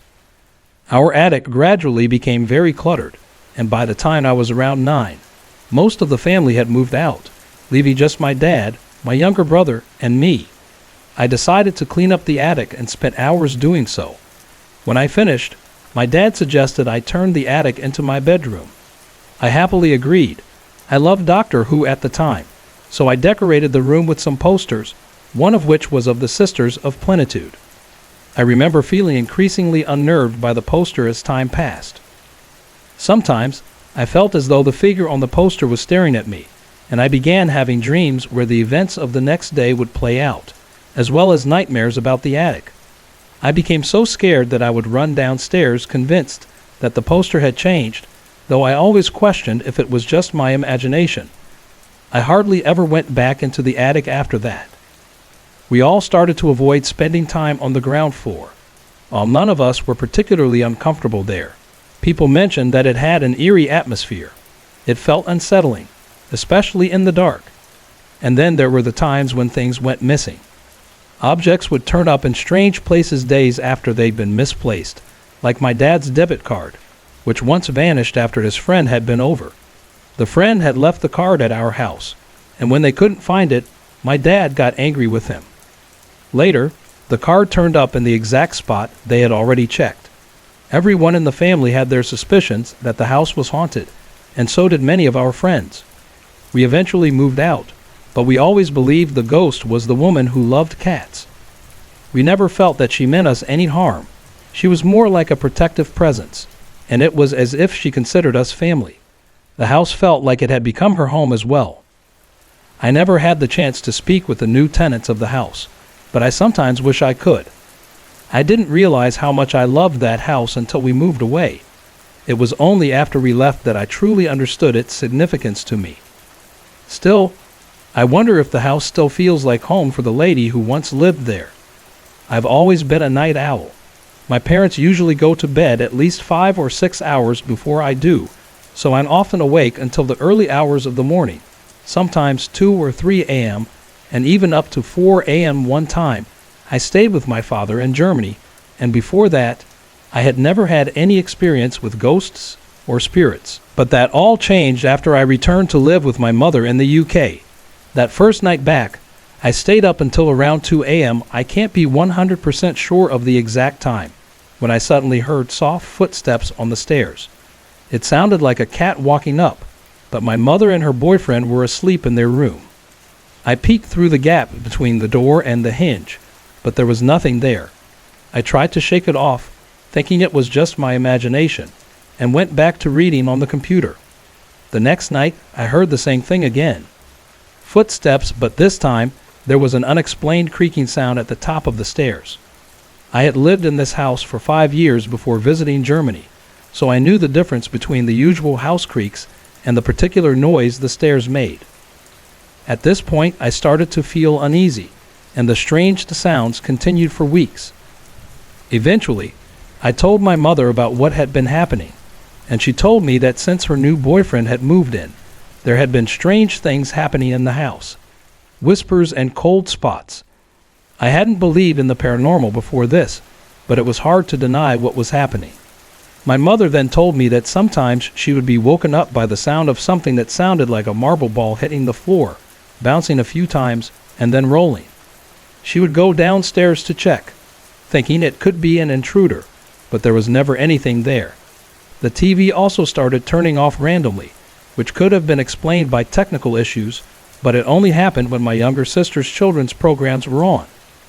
There was more. My 3-year-old sister refused to go into the small toilet downstairs. She would tell us there was a little girl in there. We never talked about ghosts or spirits with her, so how could she have known? She mentioned it several times, and it was enough to make me believe something was happening. I became more curious about the spirit I thought might be in the house. I started reading about how to communicate with it without using a Ouija board. I was told to just talk to it, so I did. But after that, things got worse. I felt a constant, overwhelming shiver, like the feeling you get when you're scared, but much worse. It felt like something was pressing down on me.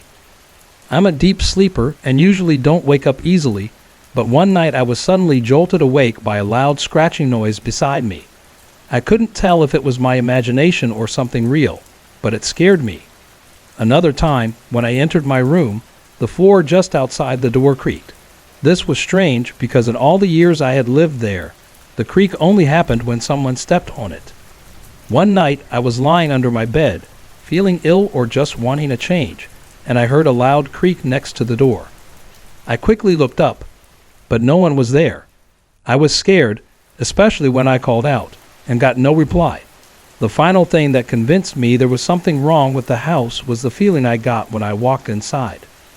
It felt cold and tight, like there was an invisible wind pushing against me. It was hard to walk through the house, almost like walking through water.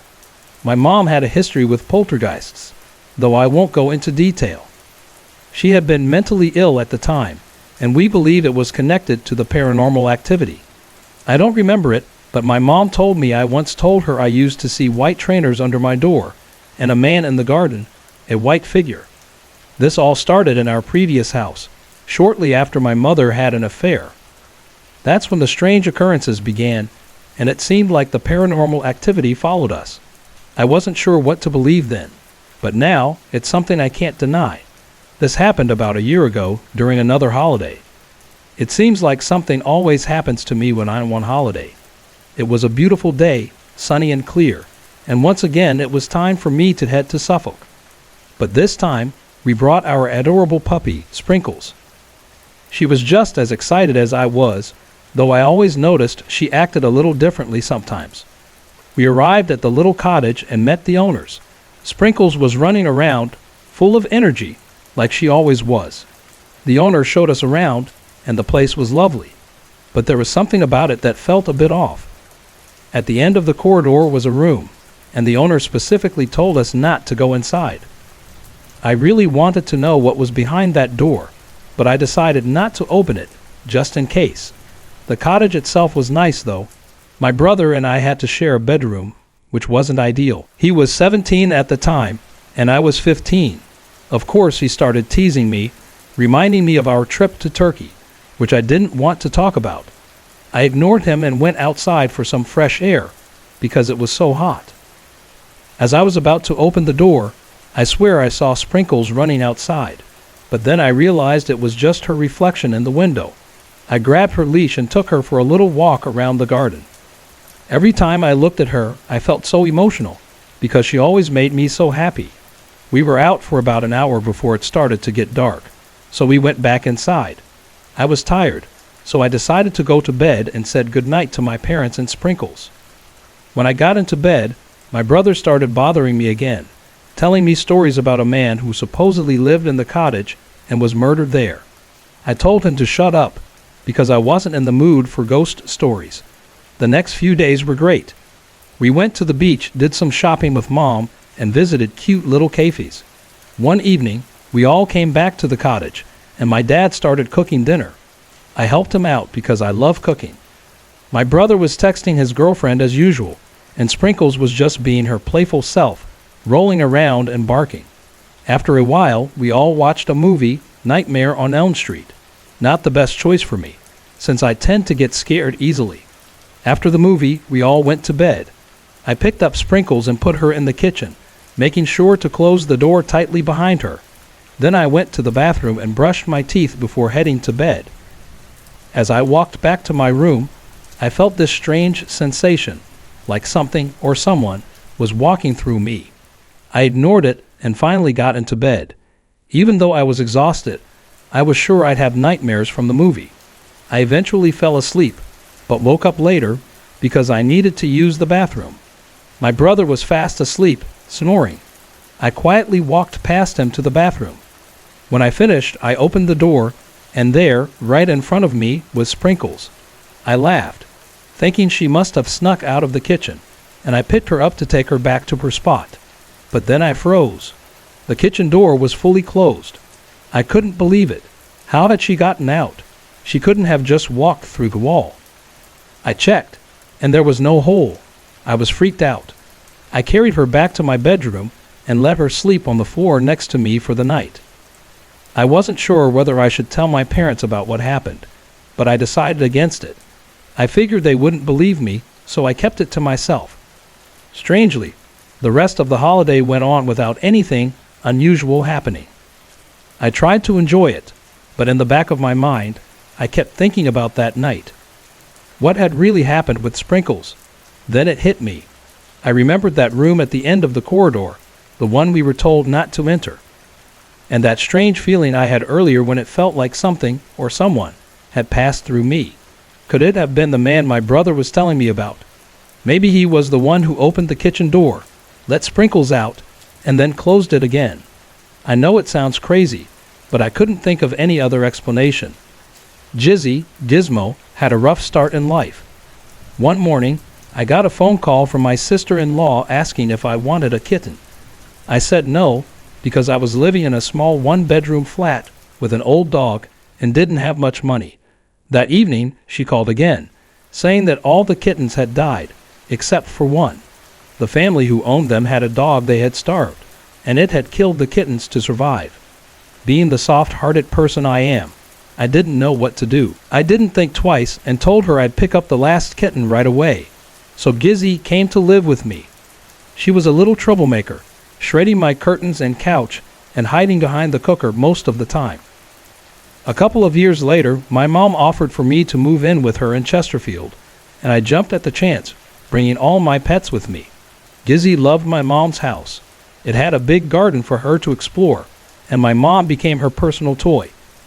Dizzy would jump on her from the banister when Mom was going downstairs, and once she tried to push a huge suitcase off the wardrobe onto Mom while she was in bed. Mom said she could hear Gizzy grunting and straining to move it, which I found hilarious. She had a few close calls with death. The first was when she was a kitten. I woke up to find her racing around the kitchen, panicking. She had gotten an empty tin stuck on her head after getting into the trash. I helped her out, cleaned her up, and found it so funny that she got offended. The second time was when a neighbor knocked on my door to say there was a cat on our roof. I knew immediately it was Gizzy. I rushed upstairs, jumped on my housemate's bed, and leaned out the attic window to see her sitting in the gutter, mewing. When I called her, she jumped off the edge trusting me to catch her, which I did. Of course, once I had her, she ran off in a huff, leaving me with some scratches and an unhappy housemate who had been woken up. In total, Gizzy lived with me for 16 years. She was diagnosed with hyperthyroidism, which we managed for a while. But a couple of months ago, I noticed she was drinking a lot of water, so I took her to the vet. The tests came back fine, but she kept drinking more and more. Then she stopped eating, so I took her back to the vet, and this time, the news wasn't good. She had tumors on both kidneys, and they were shutting down. The vet said the best option was palliative care with special renal food, which I tried. But she quickly got worse in just 3 days. She stopped eating completely, and we had to rush her in to be euthanized to stop her suffering. I was devastated. I couldn't eat or sleep, and I kept wondering if I had done the right thing by her. I missed her little quirks and all the love she gave. 2 nights later, I was lying awake in bed, asking my granddad, who passed away when I was 16, to take care of Gizzy and make sure she was okay. I didn't ask for a sign, just hoped that my request would be enough. Eventually, I fell asleep. At around 5 a.m., I woke up needing to go to the bathroom. When I walked downstairs, I noticed something strange. In the middle of the floor was a stuffed toy that my brother had given me for Christmas. It had the words "Special Friend" written on it. This toy had been sitting in a beer stain on the side, and if it had fallen, it would have dropped straight into the bin. But instead, it had somehow moved 3 feet to the side and ended up in the middle of the floor, right in my path. I know it might sound silly, but I truly believe that was my granddad's way of letting me know he had it covered and that Gizzy was okay now. On Friday, the 13th of May, the Simply Ghost Nights team embarked on a thrilling ghost hunting event at Wormsworth Hall in Doncaster. With the guidance of their senior technical expert, Ian, the team aimed to provide a live stream of the event, and after overcoming some early technical difficulties, they succeeded in bringing the event to viewers. The number of people who tuned in to watch was truly astonishing, and the team was grateful to the hundreds of paranormal fans who interacted with them via Facebook and Twitter. Wormsworth Hall is becoming a popular location for both the Simply Ghost Nights team and other regular paranormal investigators. Set in a picturesque location, this former country hall has 3 floors, making it an ideal venue for a ghost hunting event. The team would like to extend a special thanks to Eddie, the hall's manager, for his unwavering support. Eddie is always a pleasure to work with, and no job is too small for him. He truly is an asset to the QMH group. With a full house at Wormsworth Hall, everyone was eager for an active night with the spirit world, especially given the significance of the date, Friday the 13th. The atmosphere was electric. After Eddie's informative talk on the hall's history and a quick tour of the building, it was time for the group to split into smaller teams and begin the paranormal investigation. However, before the official start of the event, there was a strange and unsettling incident. While Rosie was preparing the buffet alone in a room next to the main hall, The door leading to the kitchen slammed shut with such force that it startled her. Anne and Stuart, who were setting up the live streaming equipment on the other side of the building, initially thought a door near them had been kicked. When they went to check, they found no one near the door. After a few minutes, Rosie walked over to where Ian and Stuart were, visibly shaken. She told them the door had slammed shut on its own, and when everyone inspected it, it was clear that the wind couldn't have caused it. The door was solid and heavy, and no one could replicate the force needed to slam it shut. Could it have been the work of a poltergeist? As the investigation began, reports from the team were mixed. Some groups experienced minimal activity, while others encountered intense paranormal occurrences. Some teams reported glass divination, table tipping, and K2-meter spikes. As always, the spirits were unpredictable. Some nights the activity is strong, other times it's quiet. But as the evening progressed, the energy in the hall heightened, and so did the activity. In Stephen's group, a spirit child named Holly made her presence known during a seance. This experience had a profound impact on most of the group, including Jane, Emily, Sally, and Chris. Jane later shared how emotionally affected she was by the encounter, as it was her first ghost hunt. It certainly wasn't going to be her last, though. Rosie and Mel, in their vigils, also had remarkable experiences. They reported that torches would turn on and off by unseen hands on request, an occurrence that repeated several times throughout the night. Extreme table tipping was noted by all team leaders, and on several occasions, participants felt the cold, ethereal breeze of a spirit brushing against their faces. One of the most dramatic moments of the night took place in the attic. Chris, one of the brave ghost hunters, screamed loudly and leaped forward, claiming to have seen the face of a ghostly figure standing right behind him.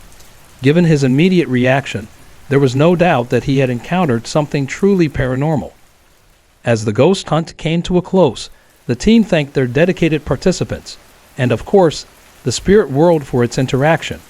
The night had been full of strange and unexplained occurrences, leaving everyone with plenty to discuss and reflect upon.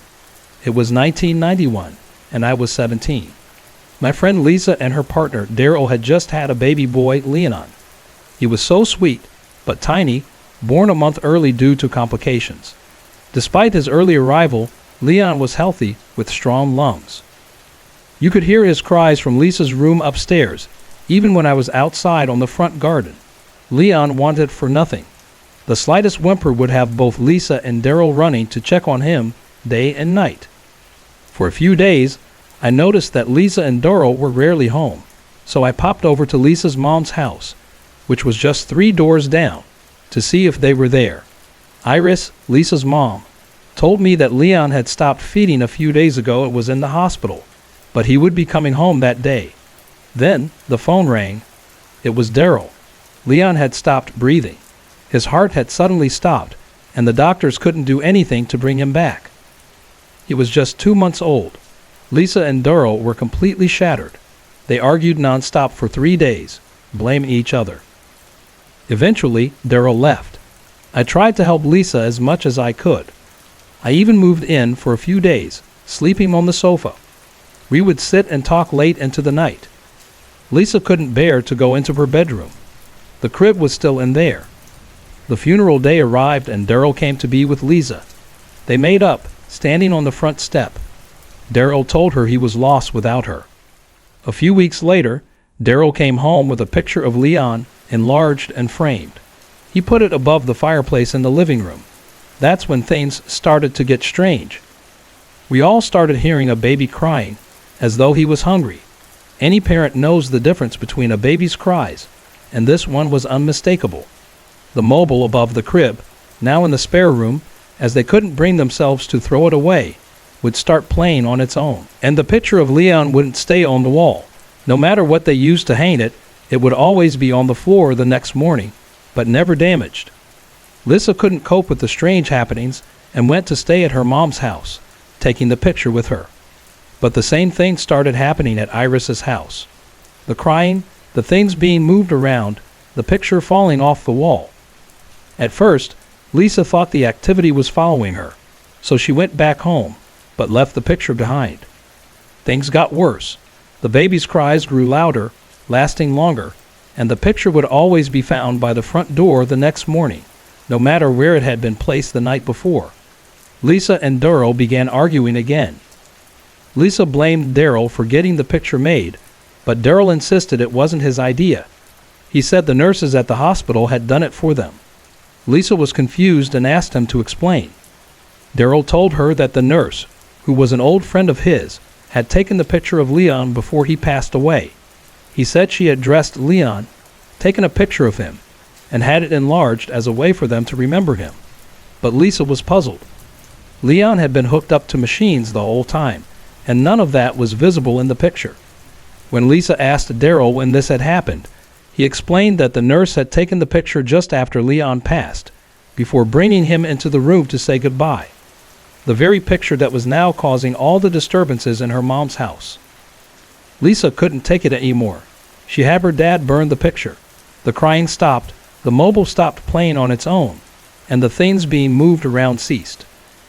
Lisa always said that Leon was still there, but couldn't rest until the picture had been destroyed. Daryl, though, thought she was crazy, but couldn't explain the strange events either. Eventually, Lisa and Daryl split up for good.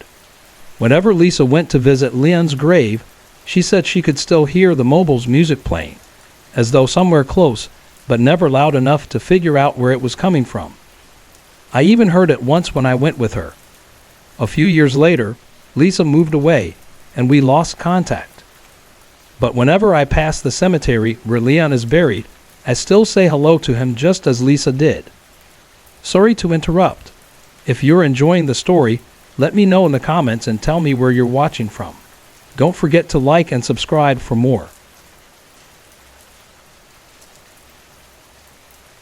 This event happened in 2006, just a few weeks after I moved into my room at university. I had been napping on top of my bed around midday when I woke up, needing to use the bathroom. I had heard of sleep paralysis, but what happened to me that day was definitely not that. I was lying on my back, and when I woke up, I felt a force holding me down. It wasn't just the feeling of someone pressing me down, it was more like a thick mass surrounding my entire body, preventing me from moving even slightly. This pressure wasn't physical, more like an overwhelming weight, and I just knew that if I could get off the bed, I'd be fine. I could see my mobile phone on the bedside table and was desperately trying to reach it. I don't know how long I struggled to move, but the next part of the experience is still etched in my memory so clearly. I looked down along the bed, and there, lying on its side, was a creature. It was so real, so clear, and it was just lying there, looking at me. It seemed completely calm, unnervingly calm. That stillness was what scared me the most. It knew I was struggling and seemed to enjoy it. The creature was on my right side, and I was trying so hard to roll onto my left side to face the wall, away from it. I got a pretty good look at it, since I was desperately trying to figure out if I was imagining things. The creature's appearance still disturbs me. It was humanoid in shape, but covered head to toe with bumpy, thick, dry skin resembling scales. The skin was uneven and rough. The color was strange too, a mix of muddy reds and murky, dull blues. It wasn't very tall or built, and its fingers were longer than usual, with what seemed like long, dirty nails or claws. I couldn't quite tell. The creature appeared and disappeared on different parts of the bed. Each time it vanished, I felt a brief sense of relief, thinking it had gone away, and I would try to move. But it would reappear, either at the foot of the bed or on my left side. It stayed close to my face for a while, and I could feel its hot breath on my skin. I heard its breathing. It was thick, raspy, and it was right in my ear. I closed my eyes in fear, but I could still feel its fingers gently stroking my hair near my forehead. The touch was oddly soft, but felt so sinister and twisted. I was silently praying and begging for it to leave, but it knew I was powerless. It could feel my fear, and it understood that I couldn't do anything to stop it. Then suddenly, the breathing stopped. The stroking stopped. I don't think it was because of my praying. It felt like it left of its own accord. This entity wasn't physically strong or forceful in the typical sense, but it had an intense, unsettling power about it, which terrified me the most. Finally, I managed to get off the bed. It was difficult to sit up, and when I tried to walk to the bathroom, which was only a few feet away, I felt dizzy and unsteady, like I was swaying. I immediately called my friend, who was also at uni, to tell her what had happened and ask if I could stay with her that night. After that day, there were no other incidents in that room. However, since moving back home from uni last year, there have been a few other strange occurrences at home, though nothing quite as intense as that day. They were still unsettling, but not as extreme. Sorry to interrupt. If you're enjoying the story, let me know in the comments and tell me where you're watching from. Don't forget to like and subscribe for more. We've lived in many houses over the years, each with its own share of strange occurrences, what we English like to call things that go bump in the night. But this particular experience made the hairs on the back of my neck stand up, and it left me questioning everything. As a family, we've moved multiple times, trying to escape the unsettling things we would see, figures, strange smells, the TV turning on or off by itself, and so on. But no matter how many times we moved, it felt like the things followed us. Eventually, we realized that moving doesn't solve anything if these things decide to come with you. It was last week when it happened. I came home from work, as I usually do, and greeted everyone as I walked in. Then I went straight upstairs to change. For a bit of context, I leave the house every morning at 6:30 a.m., and before In March 1946, Robert Odell walked into Creek Haven Elementary with a shotgun and a pistol. 12 children and a math teacher never made it home. Odell was arrested immediately following the massacre after he'd fallen down a flight of stairs. When asked why he had done it, he didn't answer. He just smiled. He was executed within the year. Creek Haven has changed a lot since then. It had been a mining town up until the 1970s when the ore depleted and the residents were forced to move away to find new work. Now it's deserted, left for the woods and the wild to overrun. The buildings still stand, including the school, and ghostly rumors have surrounded the place since it was abandoned. Supposedly, the spirits of the children can be seen in and around the school where they died. I'd heard bits and pieces about it since I was a kid. My dad had been born there, but the family left even before the mines dried up. He had no memory of it. Grandma did, though. She'd spent her whole life there, and she'd been in the school when Odell opened fire. That was one piece of her childhood she never talked about. I was taking a film class, and we'd receive an assignment to shoot a mini documentary. I knew right away what I wanted to cover. I decided to interview Grandma first to see what she could tell me about Creek Haven and the supposed hauntings that followed in Odell's wake. "We don't say that name," she told me over the tape. Even through the recording, I could hear the thin, disapproving line she pressed her lips into. "And you don't want to go there. Terrible memories left it ruined." My voice comes up after a moment of silence. "Do you remember that day?" There's a squeak of a chair as Grandma shifted uncomfortably. "Of course I do. I knew all of the victims. Some had been my friends." "You don't forget something like that." "Never." After so long, her voice was still raw with pain. I shut the tape off after that. Even as a high school kid, I knew there were some things you shouldn't push. When it was done, Grandma got up and walked into the kitchen. She asked me what kind of cookies she should bake for me to take home. I didn't bring up Creek Haven with her again. That didn't push me off the project, though. I recruited my friend Nicole to act as camera woman, and we picked a date to drive out to Creek Haven. Despite its bloody past, neither of us believed it was truly haunted. My documentary was meant to cover its history and the birth of an urban legend. I called it The Making of a Ghost Town. It was overcast and humid when we left. Nicole's Jeep's AC was broken, and she spent the 30-minute ride complaining about it. I was too busy focusing on my notes to really notice. I didn't think to look up until she stopped short, and my seatbelt caught me as I jerked forward. A barrier had been erected in front of the road leading into Creek Haven. I got out and filmed it, along with the long strip of pothole-ridden pavement behind it. I had Nicole put her four-wheel drive to good use and directed her off-road to go around the flimsy barricade. I held the camera out the window, catching shots of the trees lining the way in and the first glimpses of houses sagging and in disrepair in the distance. We slowed to a stop when we reached what had once been Main Street. I had dug up old photos of the town over the years, and Nickel and I went through the pile to find the ones that matched the spot we were in.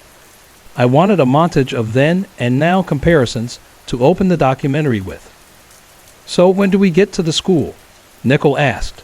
She was eager to get to the haunted part already. "As soon as we're done here," I said. "Oh, come on. You know that's the only thing anyone's going to care about. The video is only going to be half an hour. Don't waste your time being artsy-fartsy." The tight, grim set of Grandma's expression crossed my mind as I relented. What was still an open wound for her was schoolwork fodder for us. It was a reminder to treat the subject matter with as much respect as I could manage. We followed a map I'd brought down the bumpy streets toward the school. It was eerie to drive past the sun-bleached buildings, still sporting their signs and business names, as if they were just waiting to open their doors again.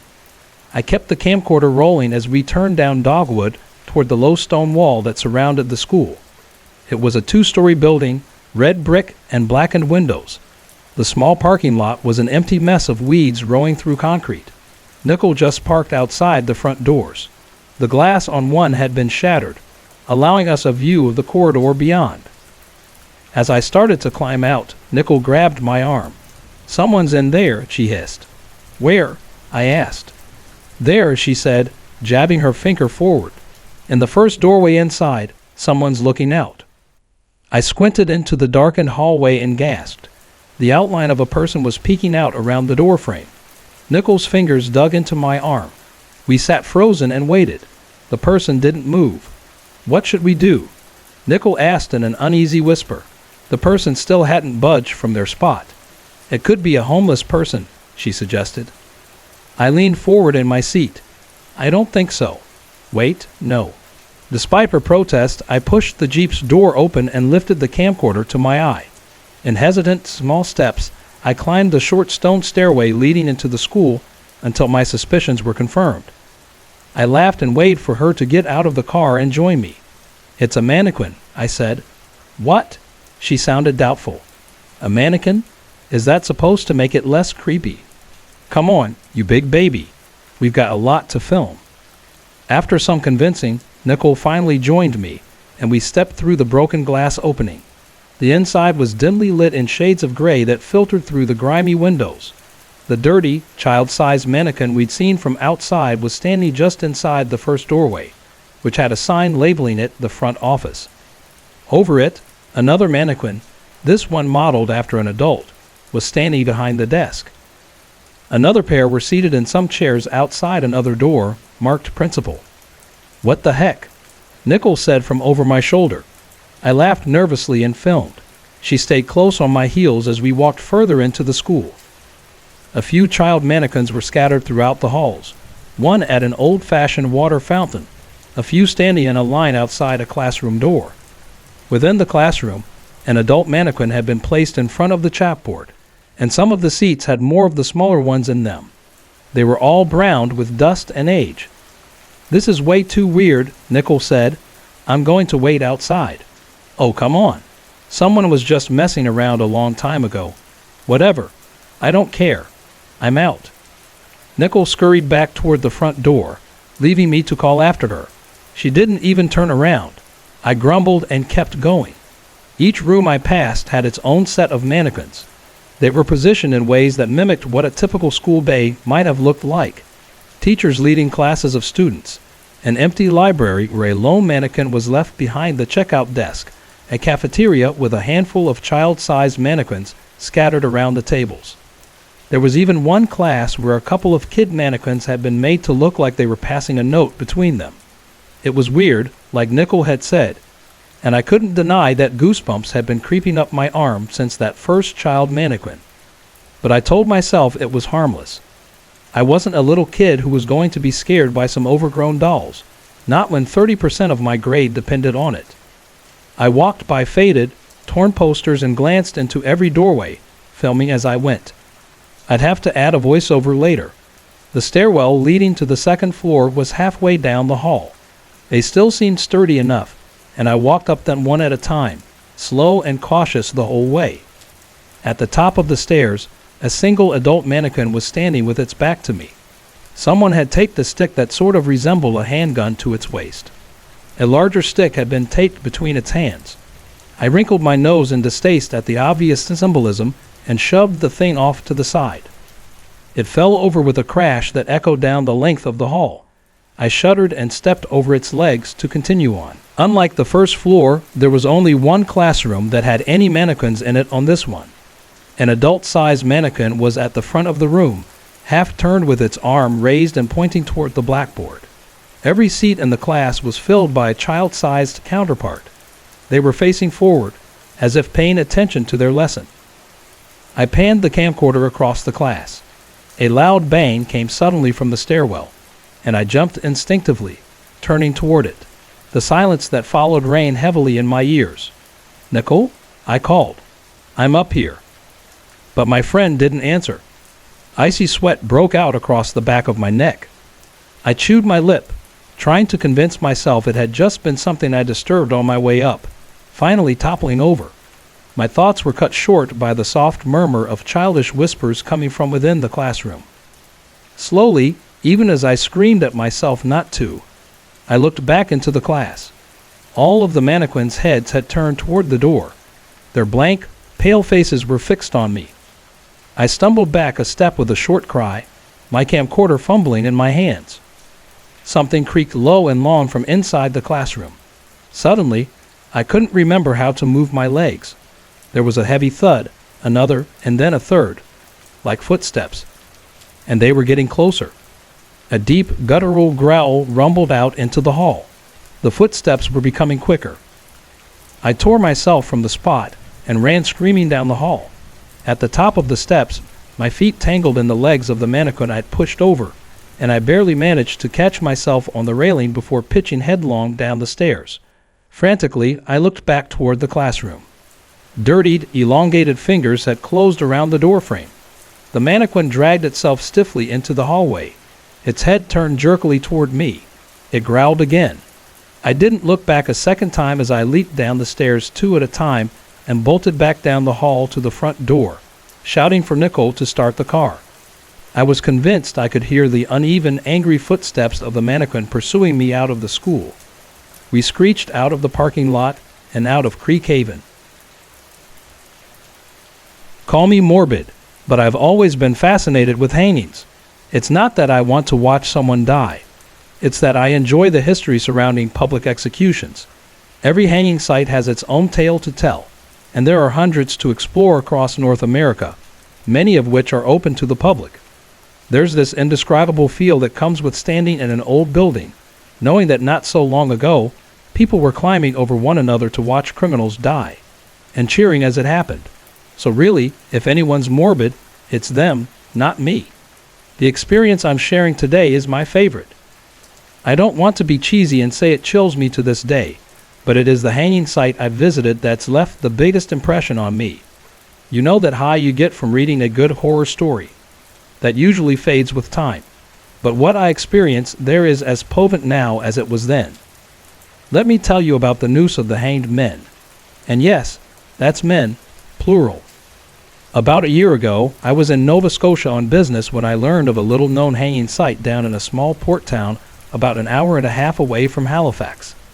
Given my interest in the subject, I decided to use my day off to visit. I had to go through a few hoops, but after speaking with the tourism office, I was put in touch with someone from the town's historical society who agreed to give me a tour. That's how I wound up late one cloudy afternoon, standing at the edge of a seemingly abandoned property with Ansley Murray as my own personal tour guide. A couple dozen keys jangled on Ansley's keychain as she searched for the one to unlock the front gate. The gate was tall and wide, with ornate curlicues ending in pointed spades, reminding me of a cemetery. Beyond it was an unkempt lawn with yellowed grass reaching up about knee-height, an overgrown stone path, and the main attraction, a partially collapsed brick building with a central watchtower. I was excited. Ansley tried another key, but it wouldn't even go all the way in. "Tell me we're not going to need all those keys," I said. Ansley laughed deeply, the creases of her crow's feet showing. Oh heavens no, dear. These are all for different buildings. I just like to keep everything on the same chain. Otherwise, I always forget one. Oh, don't worry. I've only ever gotten locked in twice, and my assistant, Muriel, got us out within a day or so both times. There was hardly a need to resort to cannibalism. She grinned sheepishly. I snorted and replied, Ansley, I like you already. Thanks, love, but keep your lustful thoughts to yourself. I've been happily married for 39 years. She winked and then tried the next key. Ah, I think this is the one. The lock clicked, and the gate screeched open. Flakes of paint peeled off at the slightest touch, exposing a rusted underbelly. For a property supposedly maintained by a historical society, it sure didn't look like anyone had given it any kind of attention in ages. Watch your step, dear. The ground's a little uneven, Ansley warned. I was starting to feel it, that dread and excitement you get when you're watching a movie and you know a jump scare is about to happen. There was something in the air, in the way the wind blew through the brush and the crows cawed, like a storm of adrenaline was brewing. Ansley motioned to the other end of the property. Let's start in the courtyard around back while the weather's still good. Then I'll take you inside and show you the cells. Sounds good, I replied. Ansley led the way through the grass, not seeming to mind the fact that we couldn't see our feet. I guess it's easy to be brave in tall grass when you know there are no venomous snakes in the Canadian Maritimes. Something I wish she'd told me then so I wouldn't have been quite as wary. So what do you know about this place? I asked. She glanced back at me and smiled. This prison was built in the late 1860s and was originally charged with holding prisoners in transit for public execution in Halifax. In 1875, Warden Murray. No relation to me. There are a lot of Murrays around these parts. Claimed he'd been given permission to perform executions. What do you mean, claimed? I asked. She tapped a finger to her bottom lip. He alleged he'd received the go-ahead after a fire in Halifax, but there's no historical evidence to corroborate that. Now, it could be that these records were destroyed over the years, perhaps during the Halifax explosion, but as far as we can surmise, there were no reports of a fire that year nor of such permission being granted. We circled around the collapsed part of the building. The interior walls were still standing, but the facade had crumbled like a sandcastle. Erosion due to flooding, Ansley revealed later. They'd reinforced the rest of the structure, but had never bothered rebuilding, as the destruction had occurred during that pocket of time after the prison had been decommissioned, but before it had been deemed a local historical site. So, Warden Murray began performing executions here at the prison? I asked. Ansley nodded. That's right. Just around here. We turned the corner to the courtyard. The tall grass was interlaced with large patches of dry earth, which surrounded the gallows. Years of salt air and rainwater had eaten away at the lumber like an old plywood shed, but it still stood. There was the base of the stairs leading up to it, 2 large poles on either side, and a splintered beam stretching across. The rope was missing, but it had left a groove in the wood from the weight of multiple executions. Something was off. The door was missing. You said he started in 1875, right? I asked. She nodded. I inspected the structure closer. Maybe the door was blending into the rest of the wood. The more I looked, the more convinced I became that it was missing. There were no seams, just straight planks going all the way across. But there's no door, I said, my eyes scanning the overhead beam and landing on the spot where the rope would have hung. The groove and discoloration could only be seen along the top quarter. Were they hoisting in 1875? I asked. Ansley smirked.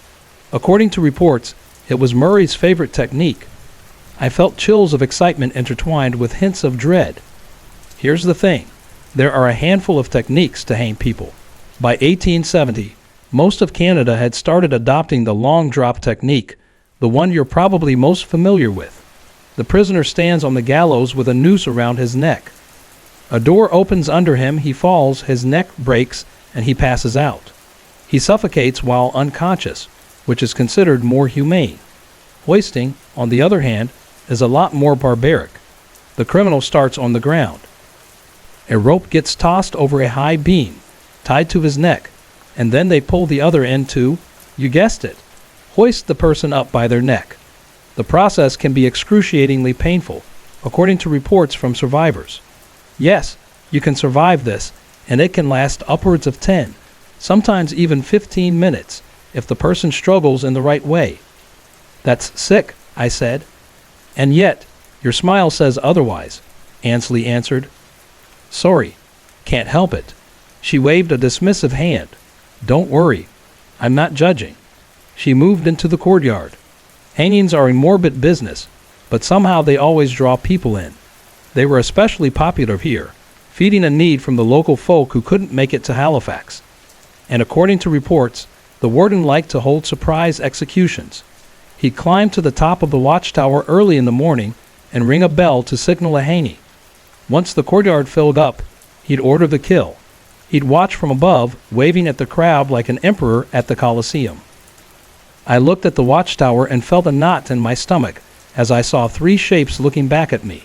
I blinked and they were gone. Just the clouds, I told myself. Just dark clouds peeking from the other side of the tower. Right?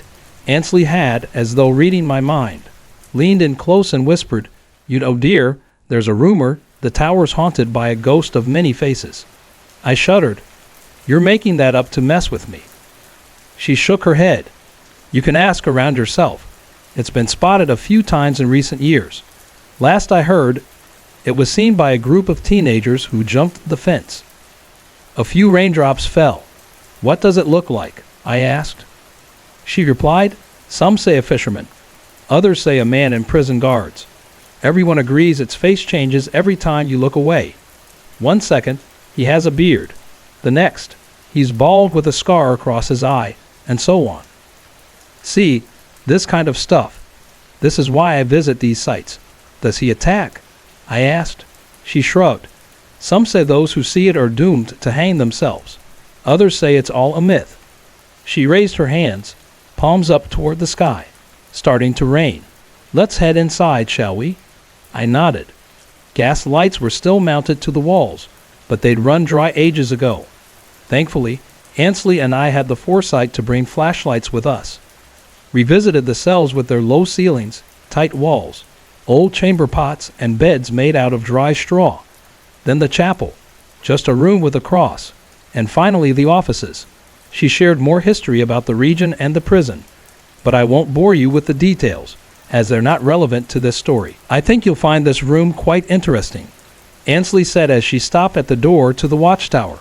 So far, the rooms had all been interesting, so I was eager to see why she felt that one was special. She fumbled with her keychain and began another round of guessing which key fit the lock. It didn't take too long this time. The lock clicked, and she opened the door. I immediately felt this odd, suffocating feeling, like I just inhaled a cloud of volcanic ash. Welcome to the watchtower, Ansley said. There's nothing brave about stepping into a dark room in the middle of a century-old prison. Logically, there's no real danger.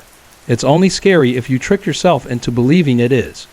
But really, an old building is just an old building. Even though I knew this, and even though I'd walked into many old buildings before without issue, I found myself hesitating. My feet were cement blocks, and the threshold was a force field pushing me back.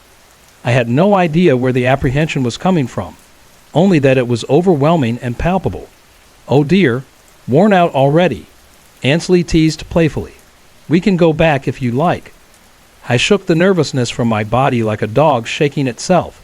No, sorry, just lost in thought. I lied. I stepped inside and felt a wave of vertigo as I looked up. The watchtower was only about 3 stories high, but the spiral staircase leading up and the way the room narrowed closer to the top made it feel like it stretched as high as a lighthouse. It took me a moment for the lightheadedness to clear and for me to notice the object dangling halfway up. A noose. A very large noose. Squinting, I circled around, trying to figure out if it was a trick of angles or if it really was that large. The more I looked, the less it seemed like an optical illusion. Why is that so big? I asked, my voice catching in my throat.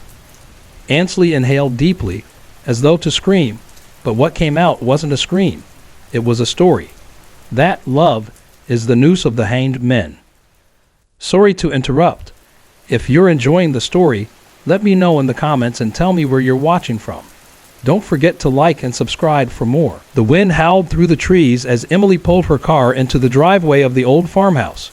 She had inherited the property after her grandmother's passing, and though the place held fond childhood memories, it now felt eerily unfamiliar. The house stood at the edge of Silver Springs, a small town in the Midwest, where the streets were quiet and the nights were darker than anywhere she'd ever been. The farmhouse loomed before her, its wooden frame creaking under the weight of the cold October wind. The porch swing swayed gently, though no one was there to push it. Emily hesitated, clutching the keys tightly in her hand. She had been grieving her grandmother's death for months, and this trip was supposed to bring closure. But as she stepped inside, the air felt heavy, almost suffocating, and the faint smell of damp earth filled her nostrils.